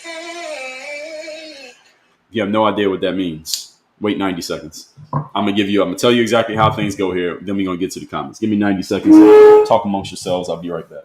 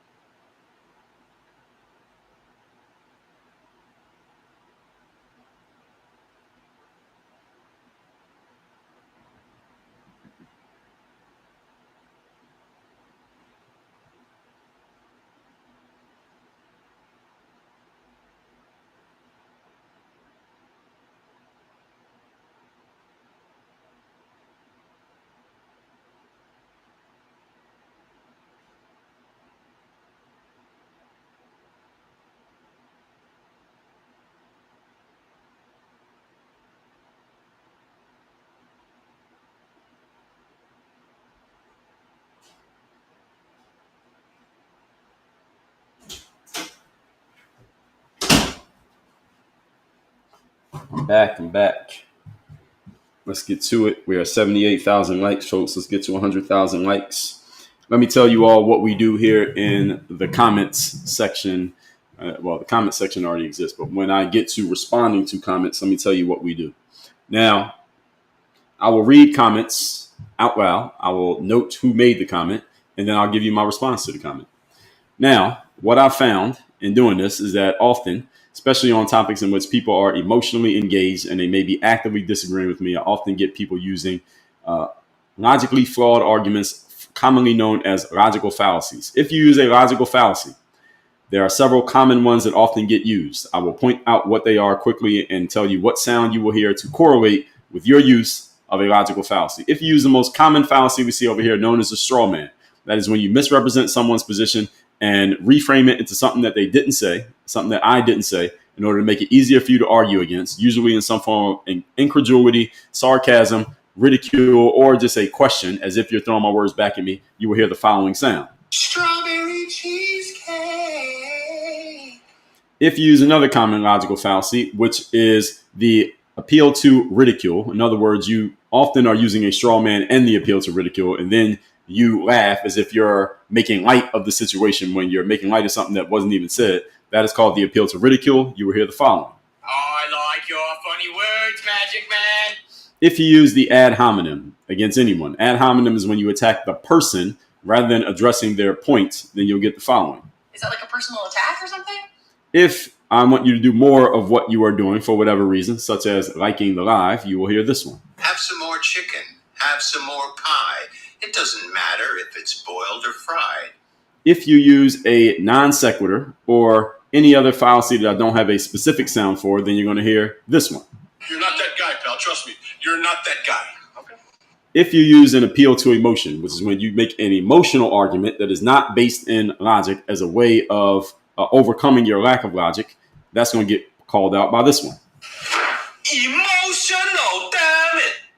If you use a loaded question fallacy, which is a question that has a presumption built into it without actually, without getting the presumption accepted first as a baseline, but you go straight into the loaded question, then you'll get this sound. If you are using any other logical fallacy, I already gave you one sound. If you use just a logical fallacy catch-all, which is this one. You're not that guy, pal. Trust me. You're not that guy. But I found another one yesterday that if you use something that if you say something that just doesn't make any sense, but you're trying to get heard, then you may hear this one. My disappointment is immeasurable, and my day is ruined. If you use more than one logical fallacy at the same time, often people use 3 logical fallacies at once, then you get the triple-double award. And you get the triple-double award, you could hear one of 2 sounds. I'll play both of them. Triple kill. That one or this one, I think people like more. Oh, baby, it's triple! Oh, yeah! All right, so everybody understands the rules. All right, any questions? Good, let's go. So let's get into the comments. I'm starting from the oldest to the newest, by the way, so I'm not reading your comments as they're coming in yet because I got to start with the oldest comments so I can catch as many as I can. Then I'm slowly catching up to the current comments. So Bikes RS says, so many backflips to try to protect Trump right off the bat. Strawberry cheesecake. How is this protecting Trump when the topic is the victims? You're not that guy, pal. Trust me. You're not that guy. Okay. That's a non sequitur. And I'll give you another one. My disappointment is immeasurable, and my day is ruined. So Man of Steel said, those women say they have the names. Go ahead and name them. Yes, exactly. Which is what I said yesterday. Why not? They can just say their names right there on the spot. I mean, what they got to get together and talk about it? Just say their names. A bunch of them were there all at the same time yesterday. They could have just went up one at a time. They could say 3 names. You say 5 names. You say 2 names. You say 1 name. They could just go right in a parade. Just name them all yesterday. It would have been over. Kelly said, spoken like a man who has never been a victim of SA. Okay, so we already see the triple-double award. Strawberry cheesecake. Okay, so this is a straw man, first of all, Kelly, because you're saying a man who's never been a victim of SA. What does it have to do with my logical breakdown of what's been said? You didn't address that. Secondly, you said a man who's never been a victim of SA as if that unqualifies me from speaking about the subject logically. That is an ad hominem. Is that like a personal attack or something? Then you're saying that you're alluding that being a victim of SA is the only person who's allowed to talk about that. So that's not true. And you wouldn't be saying that if I was saying things that you agreed with. So that's a non sequitur. You're not that guy, pal. Trust me. You're not that guy. Okay. And I'm assuming you're alluding to the fact that maybe you have been a victim, or maybe your emotions about people who have been victims as if anything they say must be accepted just because they say they were a victim. Also not true. That's an appeal to emotion. Emotional, damn it. And because of all that, you get the first Russell Westbrook triple-double award of the day. Congratulations to you. Oh, baby, it's triple! Oh, yeah! Notorious said, it's powerful people on that list that could have their lives taken. How do you know? What list? And have you seen it? If so, give us names. You're not that guy, pal. Trust me. You're not that guy. That's a non sequitur. So you get the non sequitur of the day, Notorious. Kelly, you got the first triple-double of the day. And Bikes R Us, you got the first straw man of the day. We got to get a sponsor for these awards so we can actually start sending people trophies. Valerie Stinson said, threatened. Yes. Captain Crunch says, doesn't matter. We'll be told, and rightly so. What are you referring to? Nika says, not everyone wants to make their lives around being a victim, though. Well, that's right, which is why most of these women should probably just be quiet and go home with their $365 million that they divided up amongst each other that they got from Deutsche Bank and the other organization. Melissa said, MTG made it clear that each of the victims can be sued into homelessness for speaking out. Well, MTG is the one who came up with that idea. That's just a simple legal reality. is that if you implicate somebody's name in something that has already been accepted as a criminal enterprise, you put their name in it, then they're going to sue you. That's not even MTG didn't come up with that. It's just the truth. So she's right. And by the way, I forgot to tell y'all, if you make a good point, then you will hear this. I do have one soundboard sound for good points.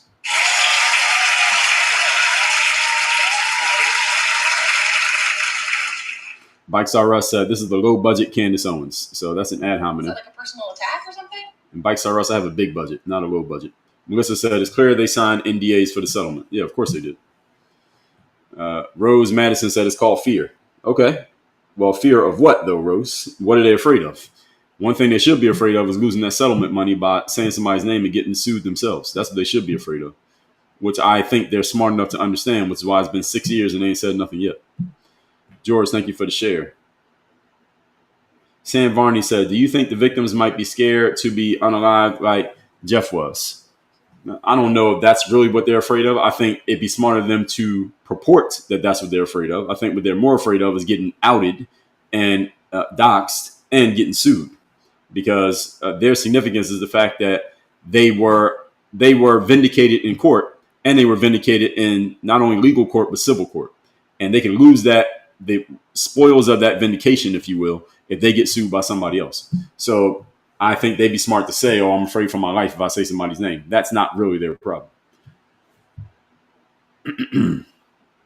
Kelly said, because SA victims always get victimized twice, and this is proof. No, that's nonsense, Kelly. Emotional, damn it. Waterloo said, you lack empathy. How so? Emotional, damn it. You're not that guy, pal. Trust me. You're not that guy. Casey, thank you for the follow. Sam Varney said the mastermind was not held accountable. He lost his life before he could expose anyone else. Well, how do you know there was anyone else? Again, you're thinking past the question. We don't have any proof that there was anyone else.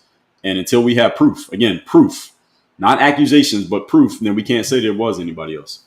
Gemini Gypsy said, apparently some women were threatened to, not sure what the hell is really happening. Well, I just told you all what's really happening. Mike R Us said, Candace got those checks and they was the true DEI fired after used like people of color. I'm not quite sure what you're saying. You're talking about Candace Owens, who's not the topic here today. So you do get a non sequitur. You're not that guy, pal. Trust me. You're not that guy. Okay. But then you're saying she got fired after used her. Well, Candace got bigger after she got fired from the Daily Wire. So what you're saying is actually the wrong direction. I get what you're trying to say, but you're actually disproving your own point.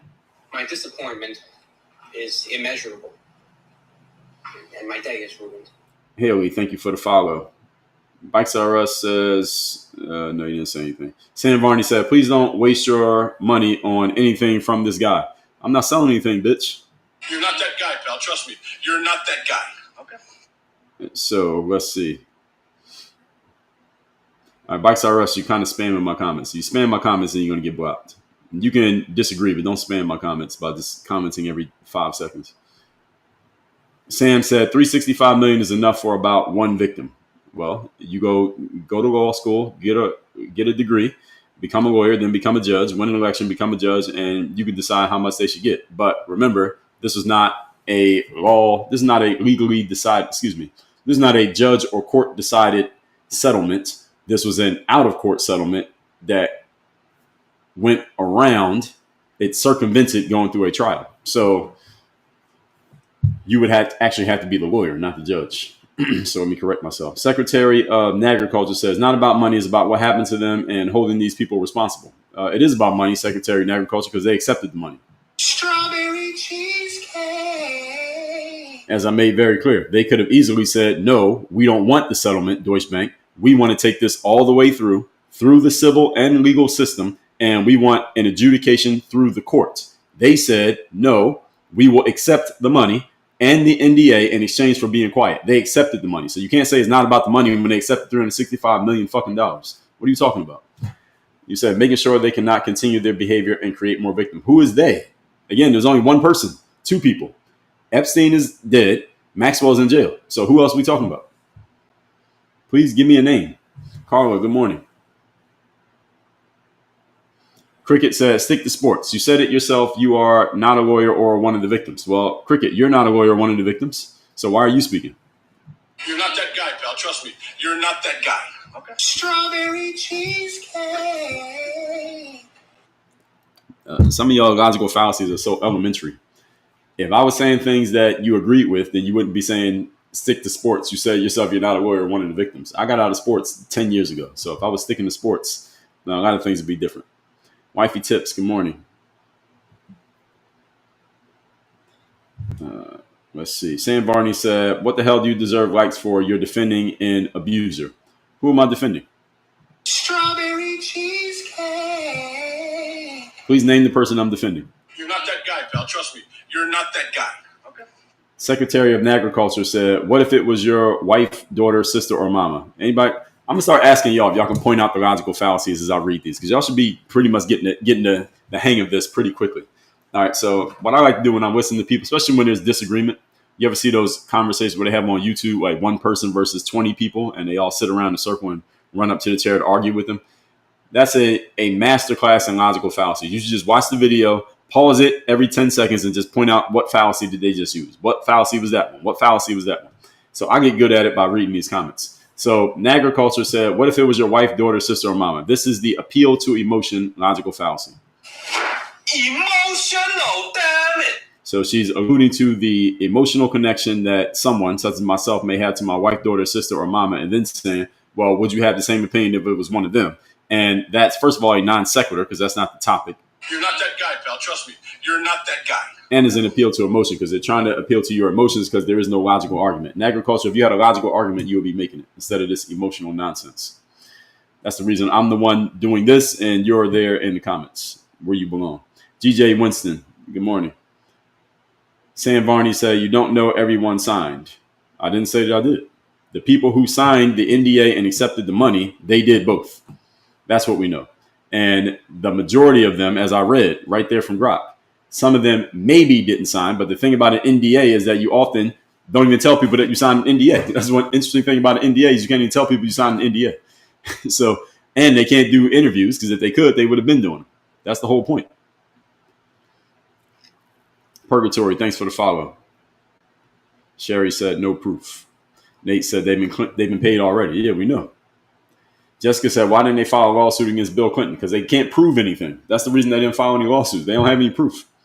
Jonesy Jones, thanks for the follow. Sam said, why can't you answer whether victims have stayed silent because they're afraid of being unalive? Well, first of all, it's not that I can't answer. Is that Sam Varney, I don't know if I've seen you in my comments before, but I have a process here. I go through the content, then I go to the comments. So you even asking this question is a loaded question because your question has a presupposition in it is that I am not answering a certain question such as I'm avoiding it when I'm actually just going through my content. So again, try again. Have some more chicken. Have some more pie. It doesn't matter if it's boiled or fried. Johnny said, what about the jury that found 34 counts of felony on Trump? No, there we go. Somebody came with a Trump comment that has nothing to do with the subject. As usual, you get an award for that. We can give you a reward.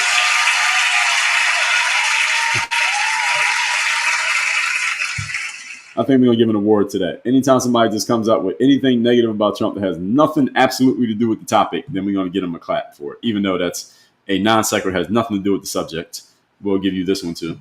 My disappointment is immeasurable, and my day is ruined. Marvin Taylor said, so do you think the women lying? That is a straw man question. Strawberry cheesecake. And it's a straw man frame. That word so is often the tell for the straw man. And I may give you a little bit of benefit of the doubt. Do I think the women are lying? Lying about what? They didn't say anything. So there's nothing for them to lie about. If I thought they were lying, I would have said it in my content. I didn't say they were lying about anything. I said they are alluding to maybe doing something that they're probably not going to do. And I just spent the last hour explaining to you why they're not going to do it. So it's not about them lying because they haven't made a claim yet. Dave said, so, if they sign an NDA, in theory, they have to pay the money back. We'll see. No, that's not quite true, Dave. Strawberry cheesecake.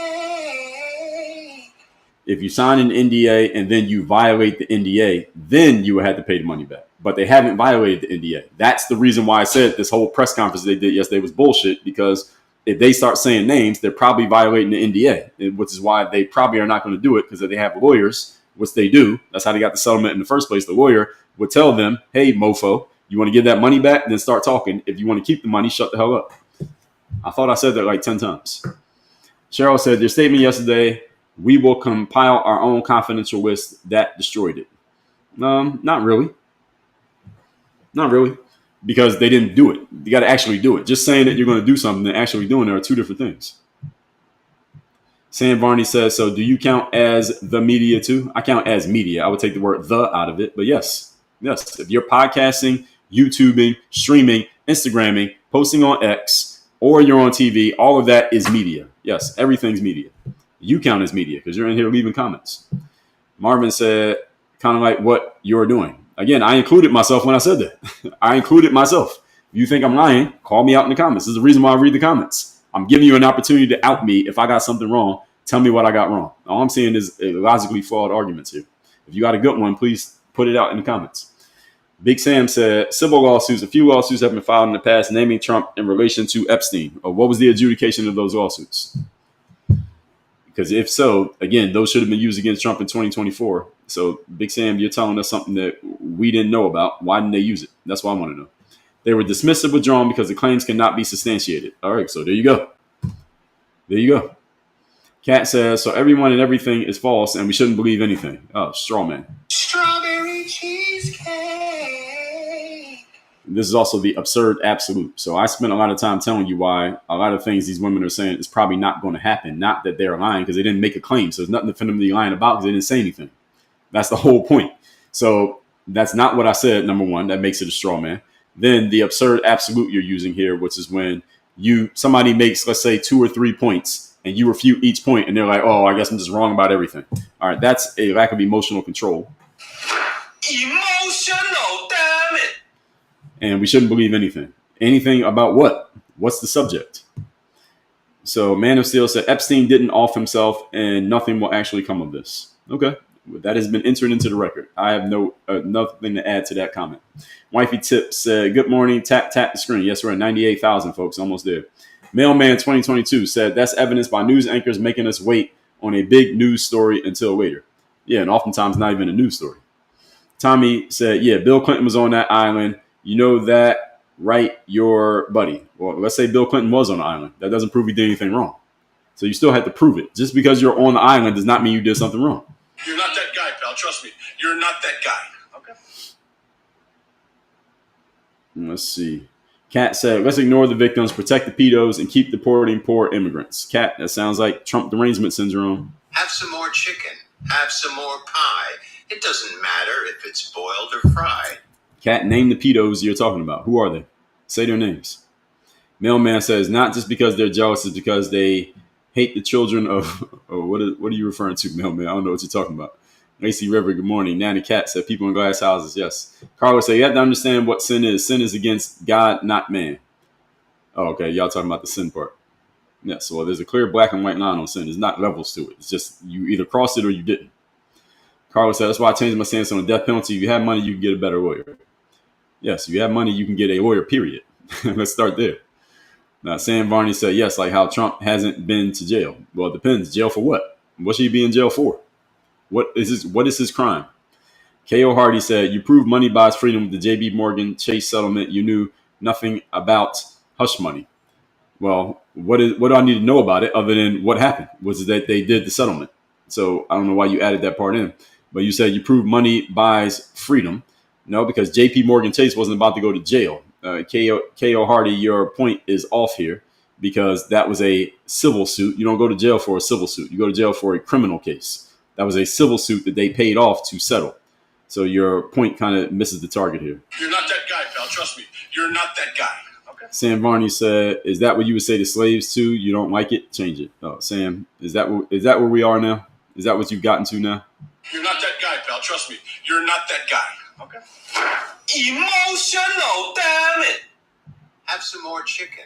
Have some more pie. It doesn't matter if it's boiled or fried.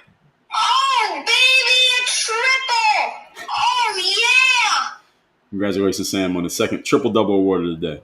Anne Francis said, why shouldn't they get paid after all they've been through? Well, they did get paid. I didn't say they shouldn't get paid. They should get paid. If the only reason anybody should get paid in life is if you ask for a certain amount of money and somebody decides to give it to you. They say yes, you get paid. They say no, you don't get paid. That's the way it works. It's not about whether I think you should get paid or not. It's about what actually happened. I'm a pragmatist when it comes to that subject of should and shouldn't doesn't matter. Should does not matter here. It's about what did happen. Nana said, we're in 2025. Are you baiting? What are you referring to?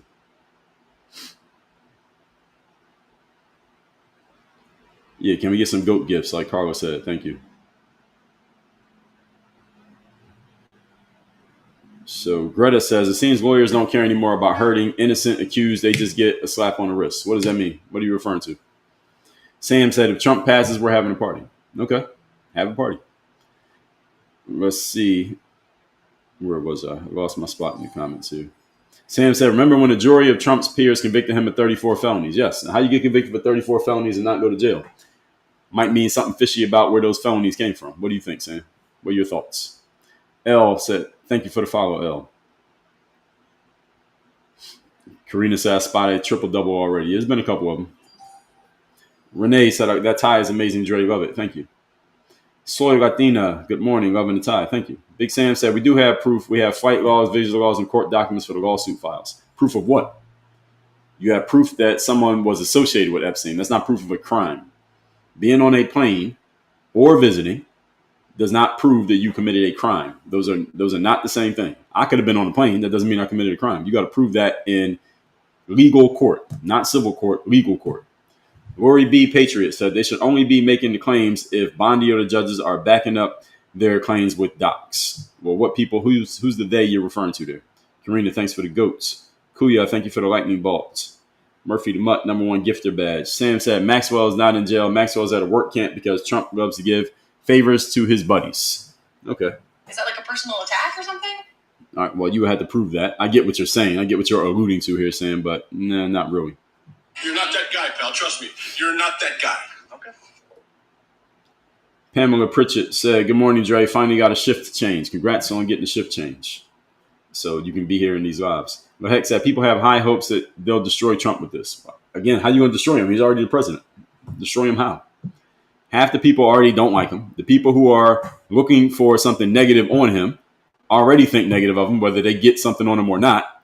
Like the people who don't like Trump, like some of these people I'm reading in the comments right now, even if nothing about Epstein and Trump connected ever comes out and is proven, they still have a negative thought about Trump. So nothing's actually going to happen. People who don't like him already don't like him, so it doesn't matter. And the people who do like him and are supporting him are going to keep supporting him either way, so that doesn't matter. So again, Trump is the gift that keeps on giving because nobody's changing their opinion, but everybody wants to talk about him. So I appreciate Donald Trump. Thank you, Donald Trump, for existing. You've created a lot of content over here and a lot of comments. Pamela Pritchard, thank you for the heart and the goats. Nana Cat said the press conference was to keep the narrative going. Yes, to keep the story alive. And that's the media's job, is to keep the story alive. So they are doing what they're supposed to do. Justin Baca said, what happened? Well, Justin, essentially nothing happened. That's really what we've been talking about here today. The fact that nothing happened, but everybody's talking as if something is going to happen. And I don't think anything's going to happen. Kuya, Karina, thank you for the rose.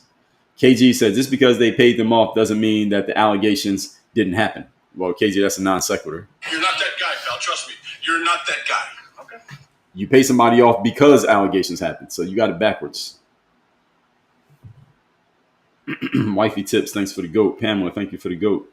Kuya, #3 gifter badge. Sam said, I think it's way more likely that Trump got special privilege and not that the felonies were fishy. Well, more likely. Well, we could just read the documents and you could see exactly what the charges were, where they came from. Does it have legal precedent? Has it happened in the past? You can look that up. There's nothing to think about. We know that when it came to Trump's 34 felonies, that they changed the rules to take something that usually would be past the statute of limitations, #1. #2 is usually charged as a misdemeanor. They turned it into a felony. #3, there were a couple instances, and then they just got 3 or 4 or 5 charges out of each instance. That's how it went from, let's say, 4 or 5 things to 34 things. And #4, the judge knew it was complete nonsense. So even though he got found guilty, the judge gave him no jail time because it was a victimless crime. And the people who he allegedly defrauded were very happy with the business that they did together. It was all nonsense. Everybody knows it was nonsense. Even if you don't like Trump, you know 34 felonies is nonsense. Yet people keep saying it because it makes them feel good emotionally, even though it achieved absolutely nothing. Emotional, damn it. Everybody knows it was nonsense. So, I mean, why do people keep bringing it up? Again, it's like your emotional support blanket that people keep bringing up. Oh, 34 felonies. Well, he won the election anyway. He didn't go to jail, and he's not running for election again. So what's the point of continually bringing it up? What does it do? What is the outcome? Big Sam said, in court, if I commute a crime and you are with me, you're guilty by association and will be tried. Okay, let's just take what you said on face value. Who's going to court? Again, who is going to legal court over any association with Jeff Epstein? Until that happens, we have nothing. That's the problem for people who are trying to implicate Trump or anyone else in this situation. Lori said, I'm referring to the people that are on some alleged list that hasn't been produced yet. Yes. Well, there is a list. It just depends on a list of what. That's the question. I do believe there's a list. Jeff Epstein had a plane. On a plane, you may have people on your flight logs, but being on a plane does not mean you did a crime. Not a crime to get on an airplane. It doesn't matter whose plane it is.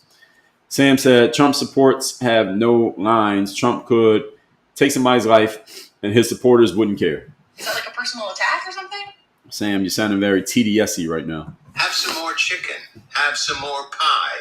It doesn't matter if it's boiled or fried. Let's remember that the topic here today is about the Epstein victims allegedly talking. They are victims, but the Epstein victims allegedly talking. Let me make sure I say that properly. And some of you trying to make this conversation about Trump. It's not really about him.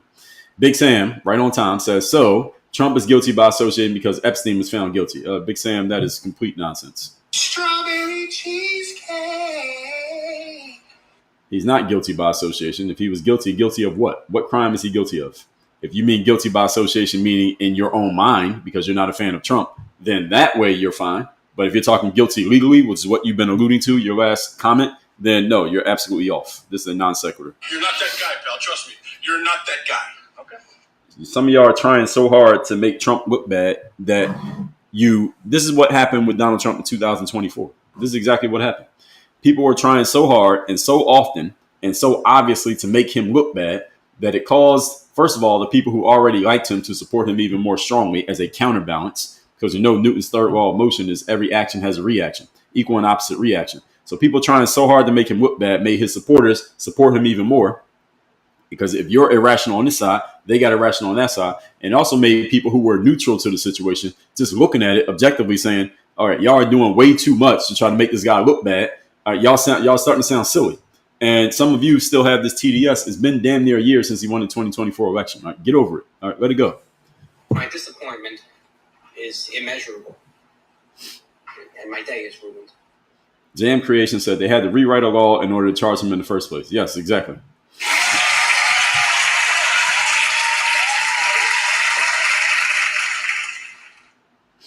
KG said, just because they paid them off doesn't mean they didn't do the crime. You know what I mean?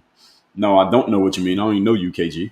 And paying somebody off is, again, the result of a civil suit, not a legal case. Those are two different things. You can't pay somebody off when the court and the what's the word I'm looking for?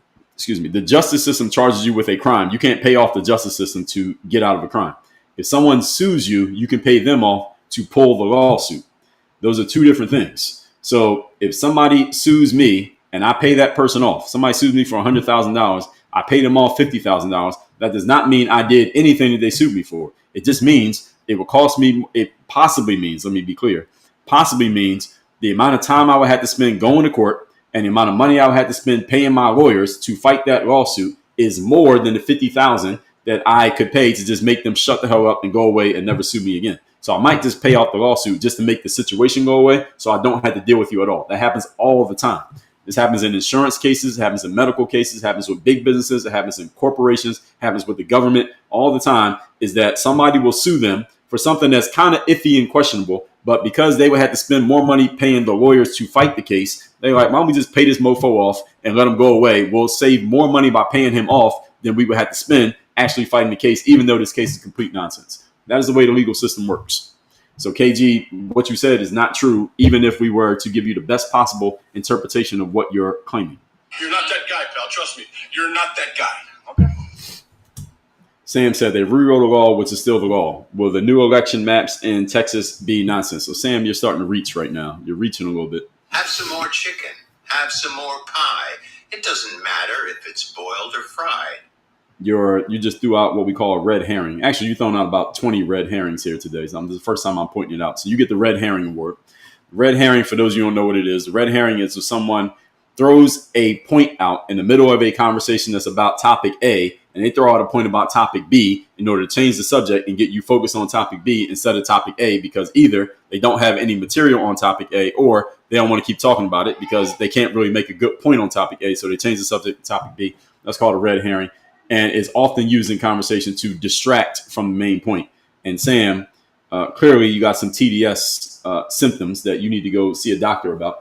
You keep throwing out different things about what looks like you only have Trump derangement syndrome. You got Republican derangement syndrome. Looks like you just saying anything negative about anybody on the political right, which is, you have a right to do so. The problem is, it's not the topic here today. So they rewrote a law, which is still the law. Sam, it's technically what you're saying is right, but that's a verbal sleight of hand. So no, we're not accepting that. You're not that guy, pal. Trust me. You're not that guy. Okay. So Blue Sky said exactly right. They look silly. The majority can't take them seriously anymore. This is the mistake that the political left made in 2024. They went so hard at Trump. The four court cases was one thing. And when most people not understanding how court cases work and the details of these things, they didn't even understand. Will Aviles, I appreciate you over there on Instagram. Not understanding the details of these things, it might have seemed like maybe Trump did do something wrong. Maybe that's why he's going to court so often. You could have got people with that if it would have just stayed at that. Then when it got to the 2 attempts on his life, maybe 3 attempts on his life, but I'm not saying the political left set that up, but the attempts on his life hit people in a visceral way. Everybody saw in Butler, PA, when those shots rang past him, people then tried to claim the whole thing in Butler, PA was much more visceral than the situation that happened in the situation with the court cases. The 2 cases in New York, the case in Georgia, the case in Florida, those were more logical, and you had to understand things logically to understand why all 4 of them were nonsense, and they were all 4 nonsense. But you can't convince people with logic. When he got that bullet fired at him in Butler, PA, everybody understood that. And then you combine that with the 4 cases, it looked like, I'm not saying they were connected. What I'm saying is it made it look like everybody was trying to go against this guy. And that made a whole lot of people say, okay, I'm going to support him. I'm going to vote for him. Then you had to compare him to his counterpart, which was brain dead Joe Biden and plastic Kamala Harris. It made it kind of an easy decision. That's the way that I look at it in terms of the way the election shook out. Because we saw what happened in the swing states, the places where that basically determined the election. Because every other state is always Democrat, always Republican. It's the swing states determine the outcome. The swing states all went in favor of Trump because so many people looked at that situation and said, oh, it looks like they're just piling on this guy. Maybe he is wrong. Maybe he did do something wrong. Maybe he did commit a crime. But all it is at the same time, it doesn't look good. And what have I told you all over and over again? Politics is about optics. It's not about facts. It's about optics. A bunch of you are leaving comments talking about facts. Facts don't matter. What matters is the optics and how things look, not what's actually true. Hey, what happened? What happened? Are you having a hard time? Yeah. Okay. You can sit here with me, okay? Yeah. So the optics of this whole situation, what happened in 2024, was not good for the political left. It just looked like they were trying too hard to pile on him. The attempt on his life in Butler, PA, made it look worse, even though, again, I'm not saying that they did it, but the timing of it made it look bad. Everybody was going against him. Then some idiots on the political left, they went this whole concept, and some of them are still pushing it, that whole thing was staged. Okay, do you stage the dead bodies or the bullet? The bullet did hit somebody. Do you stage the dead bodies too? So they're going to go and have dead bodies just to stage that this guy almost got knocked off at one of his own events while he had 4 court cases. All right, why would they have to stage that, and why would they take that type of risk? What type of sharpshooter did that guy have to be to do that, almost hit him or come close enough to almost hit him and take somebody else's life? All of that to stage something doesn't make sense. And when they did that, all of these things combined, I believe it took a whole bunch of people who were neutral, and they could be on the fence, left or right. They all lean to the right in what happened in 2024. That is what I believe explains the outcome of the 2024 election. And what's worse is that was in November of last year. We're in September of 2025, 10 months later, and a bunch of these mofos, some of you in these comments, still have so much TDS you will just pull at any possible string to try to say something bad about the guy instead of at least starting to come back to neutrality and let's talk about him and his administration or the political right. Can you go to a dinosaur event again?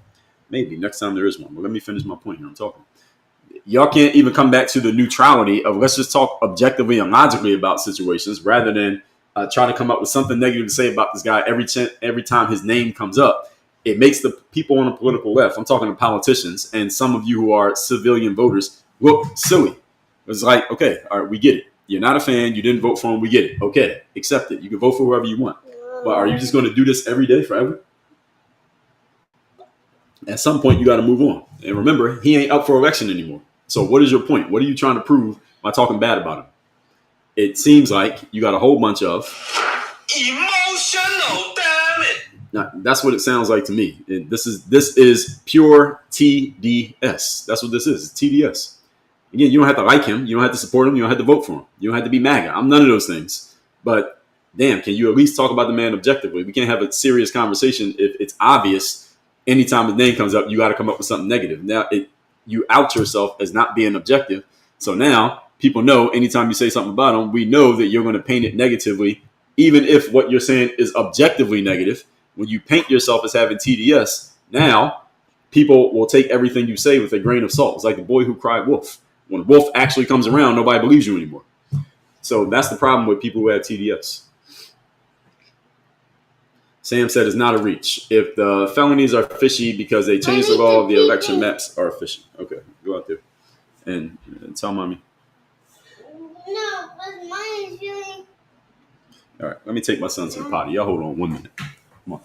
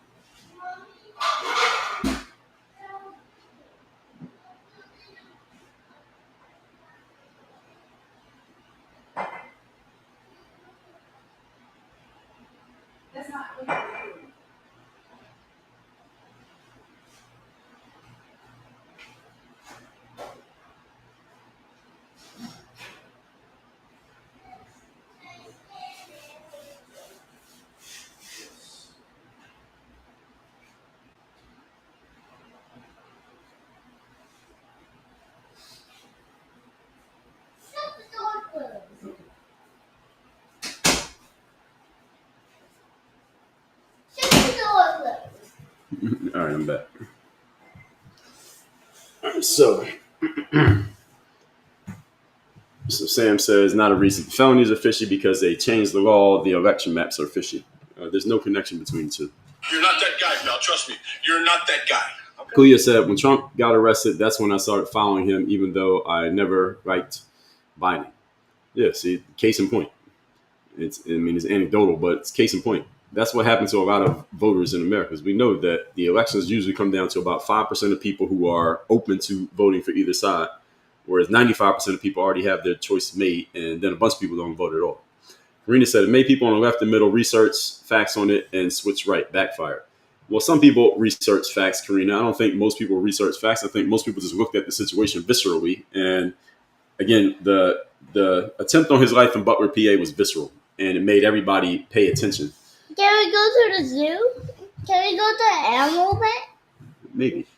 I'm still in the middle of my live stream. Big Sam said, attempts on his life, give yourself an award for believing that nonsense. Oh, I like your funny words, Magic Man. So this is what I mean. Now, see, here we go a year later. A year later, people still on this. Maybe later, but let me finish talking. Let me finish doing what I'm doing. The OG McCoy said, hi, oh, thank you. Those of you who like him. Yes, let's get to, we're at 118,000, folks. We got like a minute left here, and then we'll wrap this one up. Nathan Allen, I appreciate it. Teresa Stam, thank you. Jennifer Ellard, good morning. Karen said, family first. Thank you. Karina said, how my non-TDSers doing? BB, good morning. Frederick said, let's do the zoo. Oh, well. We went to the zoo, like, when did we go to the zoo? 2 weeks ago? It's okay. We went to the zoo like 2 weeks ago. You want to go see Allie?